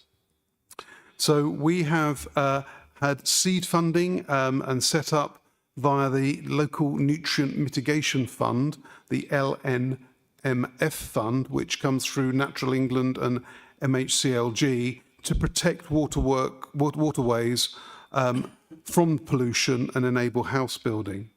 Back in 2023, Kent County Council was awarded some £9.8 million of a pot of £57 million, and Stour Environmental Credits is indeed drawing down on some of that money.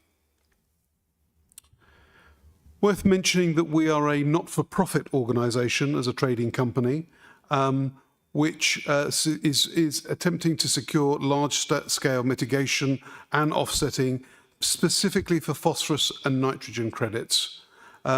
This offset is sold to developers in credits with all necessary supporting documents to secure planning permission. And obviously that assumes that the only thing holding back that planning permission is nutrient neutrality issues. The mitigation is secured and guaranteed for a minimum of 80 years, which is termed as perpetuity. And then the credits are purchased before the grant of planning permission is given. So in many respects, it's similar to carbon trading. SEC does not permanently own or deliver the mitigation directly, but trades its values as credits. And it is anticipated that we would probably be around 40% of that credit trading market, with the balance being by private providers and individuals across catchment who would provide alternative mitigation. We've adopted what we believe is a portfolio approach to spread risk, cost and delivery for the company. We are securing, as I say, a mix of green and grey mitigation solutions, which is aiming at a consistent price point across the catchment for certainty for developers who need that nutrient solution. The very positive news that we've received back from the market is that being a legally secured route to these credits gives us a very robust position in the marketplace. And we have underlined that by making sure that we have detailed scientific evidence, which has been signed off not just by the LPAs and Natural England. We also have a technical working group, which includes the Environment Agency, the waters companies, and a number of other specialists within this area to check what those mitigation techniques are that we decide to adopt. So the key sort of call for us as an emerging business is that we need something that delivers certainty quickly. We need to maximise the availability of those credits. We appreciate that there will probably be something of a bottleneck in the initial availability of credits going into the market.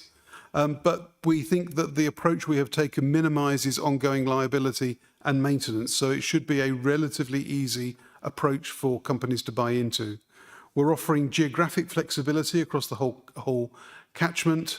And indeed, the first major mitigation project that we have unveiled literally a couple of weeks ago is with septic tank upgrades, where we are providing free septic tanks, very sexy area, but free septic tank upgrades to people with the existing tanks that need that, because the credits can then be used and sold on the market. So I mentioned that we were incorporated only last December. We had some soft market testing, which was to see what sort of mitigations were out in the market earlier this year. We had about 10 or so companies respond to that. All of those considerations were taken to that technical working group that I mentioned earlier on, who are very much involved in this area of activity. We are a publicly owned company, and so we are subject to public procurement rules, which sometimes makes us probably move a little bit slower than many people would probably like. But that's the rules in which we sit. And we have now from that soft market testing earlier this year, chosen National Rivers Consortium as a provider for septic tank upgrades. And as I mentioned, in the last couple of weeks, they are now rolling out across the catchment. What we are planning to do with those tanks now going in is amass some credits in the next few weeks, so that when we go to the market, as we plan to in early Q1 of next year, we will have a bank of credits available so that we can try and meet some of that demand that we know is out there in the marketplace. So I'm happy to take questions and thank you for your time. Thank you.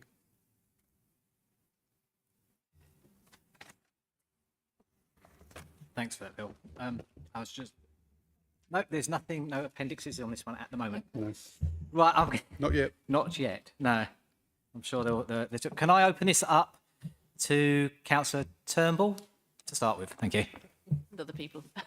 Thank you, Bill. Yeah, obviously it's just about setting it up, isn't it? And that all seems to be, in terms of processes, etc., which is what we're here to look at, that all seems to be in order. I'm a bit sceptical about what impact septic tank upgrades are going to have on mitigating nutrient. I know, but that's obviously going to be a raft of measures, I presume. It sounds like it's sort of a trading company, so you're trading credits. Who oversees the delivery of the actions which will be bought? We have a number of external agencies which we're using at the moment. So we have Burkitt's, a legal firm that are specialists in this area that provide legal advice. We have a CRM system that's now being put into place. We have a number of different suppliers in this area that are helping us to meet that that demand. The other thing that perhaps I should have mentioned is that we did actually recruit a managing director earlier this year. Unfortunately, for one reason or another, that didn't quite work out. So that post is vacant. And in fact, Cheryl and I are in tomorrow in meetings to try and appoint a successor in that role. And I think that will give us a lot more breadth of the ability to deliver many of the things that we need to put in place as a fledgling company, to make sure that we have those robust and rigorous sort of checks and balances that we'll need to put in place as this goes forward. So just sort of check clarification. So the Stour Environment Company will be overseeing the implementation of the measures which are being bought. Yes. You know, I'm trying to get my head around this. Yeah, no, I think what will happen is there will be, market exercises where people will come forward. And indeed, we constantly get a number of people saying, I'm a farmer, you can use my land as mitigation, or, we've got a device that can turn, purify better water to water treatment works. There are a number of different areas which will be brought to us that we will look at as an option to add to the septic tank upgrades, which is the first and relatively easy foray into this area in terms of getting credits. I think it's worth just highlighting that obviously we work very closely with Natural England, because all of these systems have to get signed off by Natural England to make sure that they have the credibility to deliver what they're supposed to deliver, and therefore that the local planning authorities can sign off with confidence that the credits given will deliver what's supposed to be delivered as part of that mitigation package. And you're right. I mean, somebody has described it to me fairly recently as, we're trying to fly a plane and we're still building it a little bit at the moment. I mean, we're still very much at the sort of forefront of this area as it moves forward. But I think we're all keen as an organisation, both us and Ashford, to make sure that we're keeping this moving forward in a very proactive way, so that we can try and bring some of that development, which I outlined earlier on, is needed within catchment. Yeah, Councillor Forrester. Thank you. Can you humour me for a moment, because I feel like I don't get this, and I don't know if I'm just being really slow. So I'm a developer and I want to develop in the catchment, and I buy credits from you. But other than the septic tanks, is it clear what the mitigations will be yet? Not yet. That's I mean, okay. the mitigations will provide phosphorus and nitrogen credits, which are the two mitigations that we need because of the issues in the Stodmarsh. So there may be other options. So, for example, the farmers use a lot of nitrates on their fields, and there are Natural England are looking at those farmers to say, okay, if you stop doing a field by the river where it's draining into the Stour, you know, that will give so many credits, and therefore they could sell that as a credit opportunity. Okay. So they can come from a variety of different ways. Another way that's being looked at, and certainly Ashford have done a lot with, is on what's called water flow restrictors, which actually reduces the amount of water that houses consume. So it actually sort of dials down a bit, as it were, the flow rate of water into toilets and into showers and places like that. So it reduces the amount of water and therefore reduces the amount of usage for phosphorus and nitrate that's being happened. So that can then be turned into a credit as well. It's an incredibly, and I'm not just saying because for all of us, this is very helpful. It's a really complex area, but all of these different mitigations ultimately at various levels and at various quantities will need to churn out phosphorus or nitrate credits, which are then packaged up and sold via Stour environmental credits to those developers. And each individual planning application, each individual development will have a different requirement in terms of the quantity and everything else. So there is no one size fits all solution to any of this. It really is a bespoke case by case sort of methodology that we have to go through. Okay, can I come back on that? This may have been in the paper and I was just baffled by the science, so you may be repeating me. So for each of those various options, farmers, hippos in your toilet cistern, etc., do we have a timescale for the rollout of each of those? Because we're looking at the septic tanks as an authority, we're on presumption, and I'm looking and saying, well, if a farmer's saying it this year, what's the lead-in time to actually getting those credits? Because I presume there's some, I don't want to say run-in time to run-offs, but the taking effect, it won't be that the farmer says, I'll stop farming by the river, and bingo, the next day we've got 100 credits. I presume, but I may be wrong. You're absolutely right, and that's why, as you know, the benefit of septic tanks is actually they deliver quite quickly. You know, it literally is, you take out the old one, you put in a new one, and you're getting credits immediately. One of the challenges that you've got with water meadows and other options like this is they can be very good at delivery of credits, but they are incredibly costly and they take an awfully long time to deliver. So I think ultimately it will be a blend of all these different things that will come to pass. I think, you know, we've tried to move as quickly as we can, being new with these septic tank upgrades, and that's great. But that really would just be the start of the story, I think, frankly. Thank you. I had a second part to the question that's hopefully simpler. I noted the point about the managing director appointment, recruiting again. You mentioned that because it's surprising for such a new company in such a short timescale.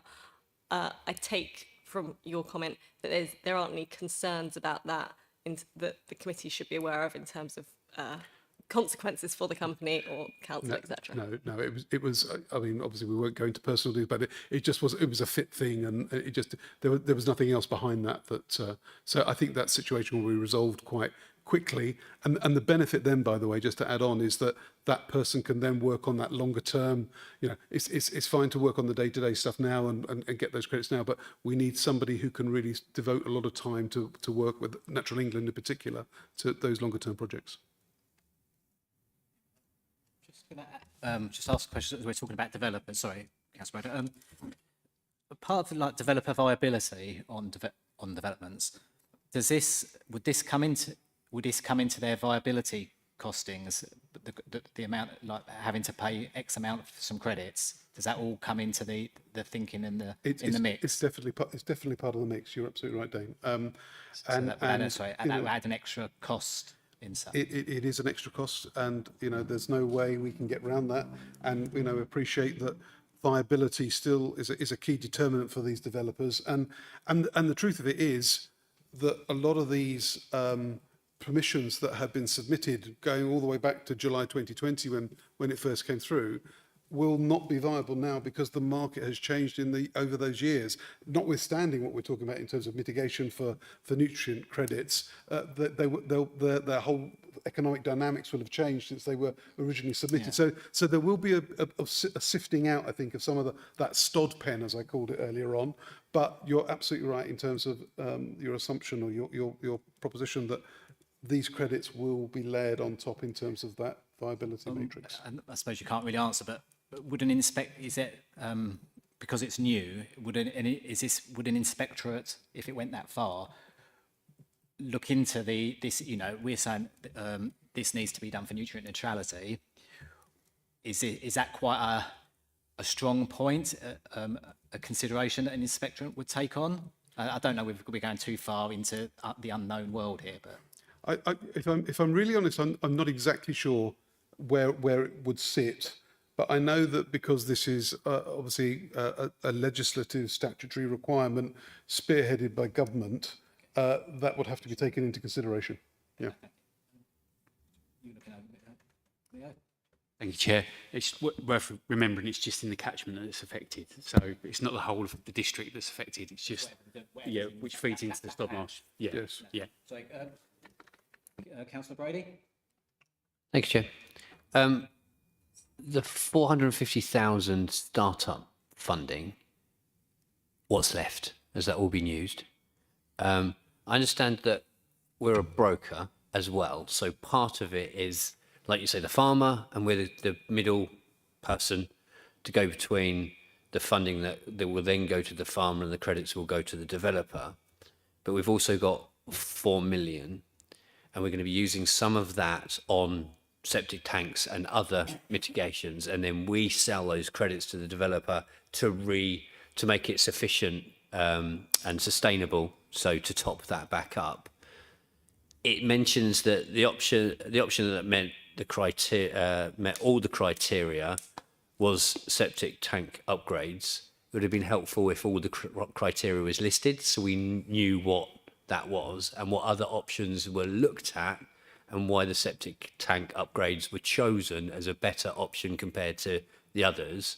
So when this comes back, if we can see what other options, because you're saying there are other options, there should be a big list. Sure. And it'll be interesting to see, because that's going to come down the road. Yeah. You're going to be doing some of those eventually. Just good sight for us to know what they are. Thank you. And very happy to do so, Councillor. I think it goes back to one of the points though about trying to really move quickly, and of all the options that were on the table, septic tank upgrades were the quickest way of getting credits done. So it really was, that was driving it. But you're right, it would be good to perhaps evidence to you what the other options that were shown were. The startup funding. Yes, I mean, I think you're right. You succinctly talked about what the cash flow situation is. So we are taking that money through the KCC route, and the reason that we need developers to pay up front is so that we can re-employ that money back into the system as quickly as possible to develop more credits. So there's a vested interest for us to do that. We're working closely with KCC in terms of, do we need further funding? And a lot of that will depend on future mitigation plans and where we are. We are a not-for-profit, so that additional money really is, at this stage, administrative functions, which would be the salary for a managing director and some of the associated services I mentioned, legal and otherwise. But if there is any left over in that as we go forward, it will just simply be redeployed into the process. I'll have another bite, if I may, and I'll be very quick. The 4 million sits with KCC. Do we know what they're doing, Treasury Management? Because they will get a return. Now, is that their money, or is it this company's money? Because if they're putting it in money market funds or whatever and getting a 3-point whatever, what are they going to be doing with that funding? And there should be a nice little bit that should be going back in the pot and shouldn't be going into the KCC budget every year. I will confirm that point to you, Councillor. My understanding is that the money has been moved over to SEC, but yeah, I'll get that clarified and come back to you. Sorry, Councillor Carnac there.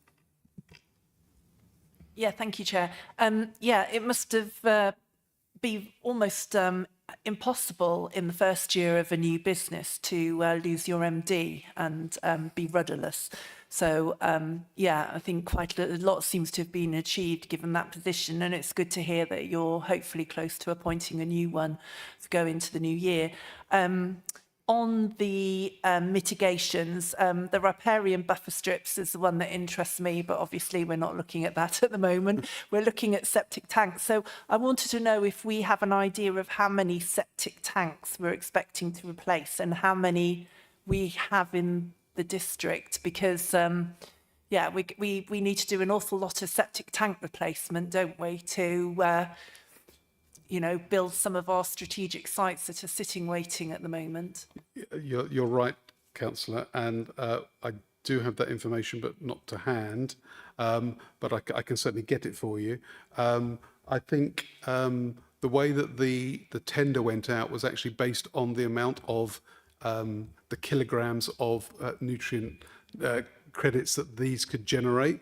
So in fact, for us, the numbers are important, of course, but actually the supplier, National Rivers Consortium, are geared to produce the amount of kilogram nutrient requirement rather than the specific. Now, the two are related, of course they are, but in terms of the contract itself, it's to do with the delivery of a kilogramage of nutrients.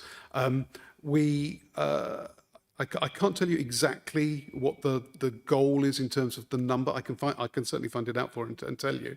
I know that we will probably by Christmas, I think the number is around 30 or so we will have put in the ground. I think we're doing sort of 4 or 5 a week at the moment.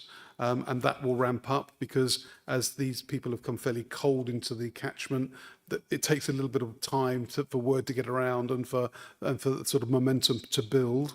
The reason, one of the very strong reasons that we went with these guys is that they have done a very similar job up in Norfolk, which has a similar but dissimilar nutrient issue, and they have very effectively provided this solution to a number of councils and authorities up in the Norfolk area around the Broads. So they hit the ground running in that they know what they're doing, they can deliver, they're already got, you know, existing supply chains and everything else. So it makes that surer bank even surer to make sure we can get delivery very quickly.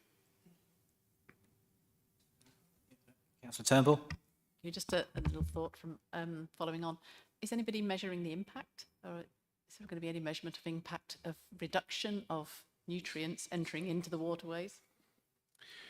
Yes, I mean, ultimately, and it is worth just re-emphasising, as I'm sure you know, Councillor, that, you know, all of this mitigation is to keep Stodmarsh as it is. It doesn't improve Stodmarsh. But we know that Natural England in the background is working on a major project to look exactly at that. And to reduce the existing situation in the catchment area.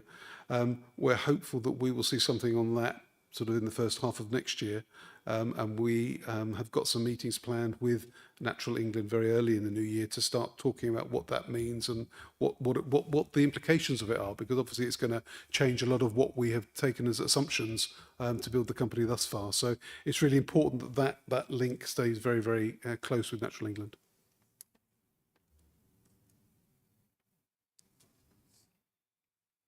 I think everybody's okay. Just one further thing. You were saying about mentioning working. Well, it's just an example of working with farmers, and you know, or if so, would they? Because I was at the Kent Medway, you know, the local local nature recovery strategy launched last week. Yes. So would you invite people who are in that way inclined to come up with ideas and work alongside them, or would you reach out to them, or would you prefer them to reach into you about different types of mitigation measures? I think it will go both ways. I think some will approach us, and I think through them becoming more familiar with us as a company, I think we'll be going out more. And as I mentioned, when we get the managing director in, I think that will be part of their role going forward. of course, the farmers and others have the option of selling their credits privately. They don't have to go through Stour. So, you know, the market is free, and if they want to do that, they're perfectly willing. And it's also worth mentioning, going back to the money that we've got, there are some limitations on what we can do with that money. So if we can't get in the way of the market, if it is somebody who just wants to sell credits, it isn't necessarily something that we can actually pick up ourselves. So there are some parameters that we have to work around, which make it slightly more delicate than perhaps it would appear, that, you know, we've got a slug of money, we can go out and buy credits. It's not quite that straightforward. And I take it you would only sell credits to the Stour catchment developments as such. If someone externally came in and offered you substantially more, that's not on the table? Or No, the plan is to keep it in catchment. You're absolutely right. Councillor Brady? Last one.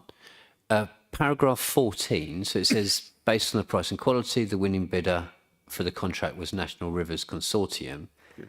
Then it says the contract requires the generation of 5 times 100 kilograms of phosphate mitigation. Yep. It says that one septic tank generates 1 kilogram. So obviously that's going to be 500 septic tanks. Now, is that feasible within the catchment area?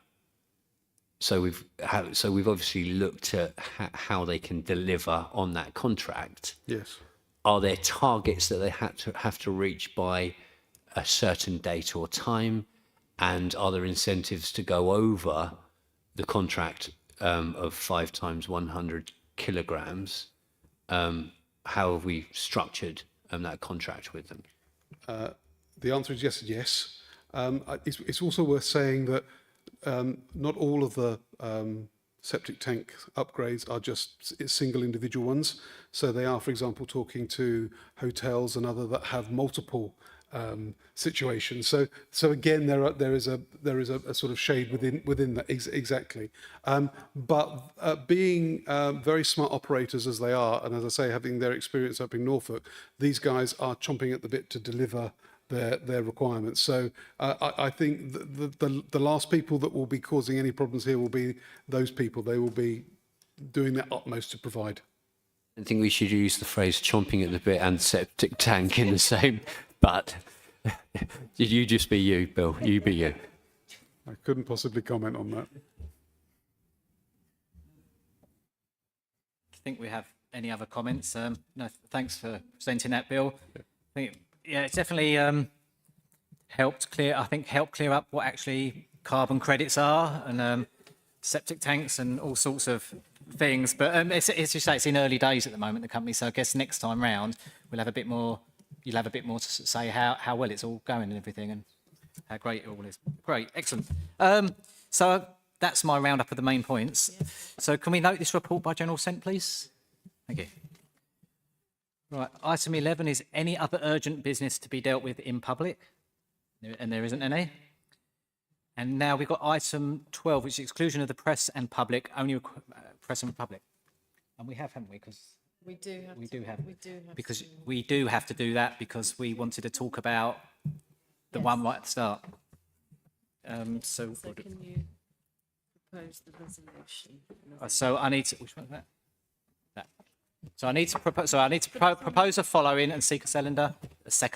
But the public are watching, so it's just done. Yeah. Right, Read it out. Right, so to resolve that under section 100A(4) of the Local Government Act 1972, the press and public are be excluded from the meeting during consideration of the following items of business, on the grounds that there would be disclosure of exempt information as defined in Part 1 of Schedule 12A of the Act, or the Freedom of Information Act, or both. So can I seek a seconder on that? Yes, Carl, thank you. General consent. And then by general assent, for what I've just Are said? you happy? Yeah. Right, so we're going to go into close.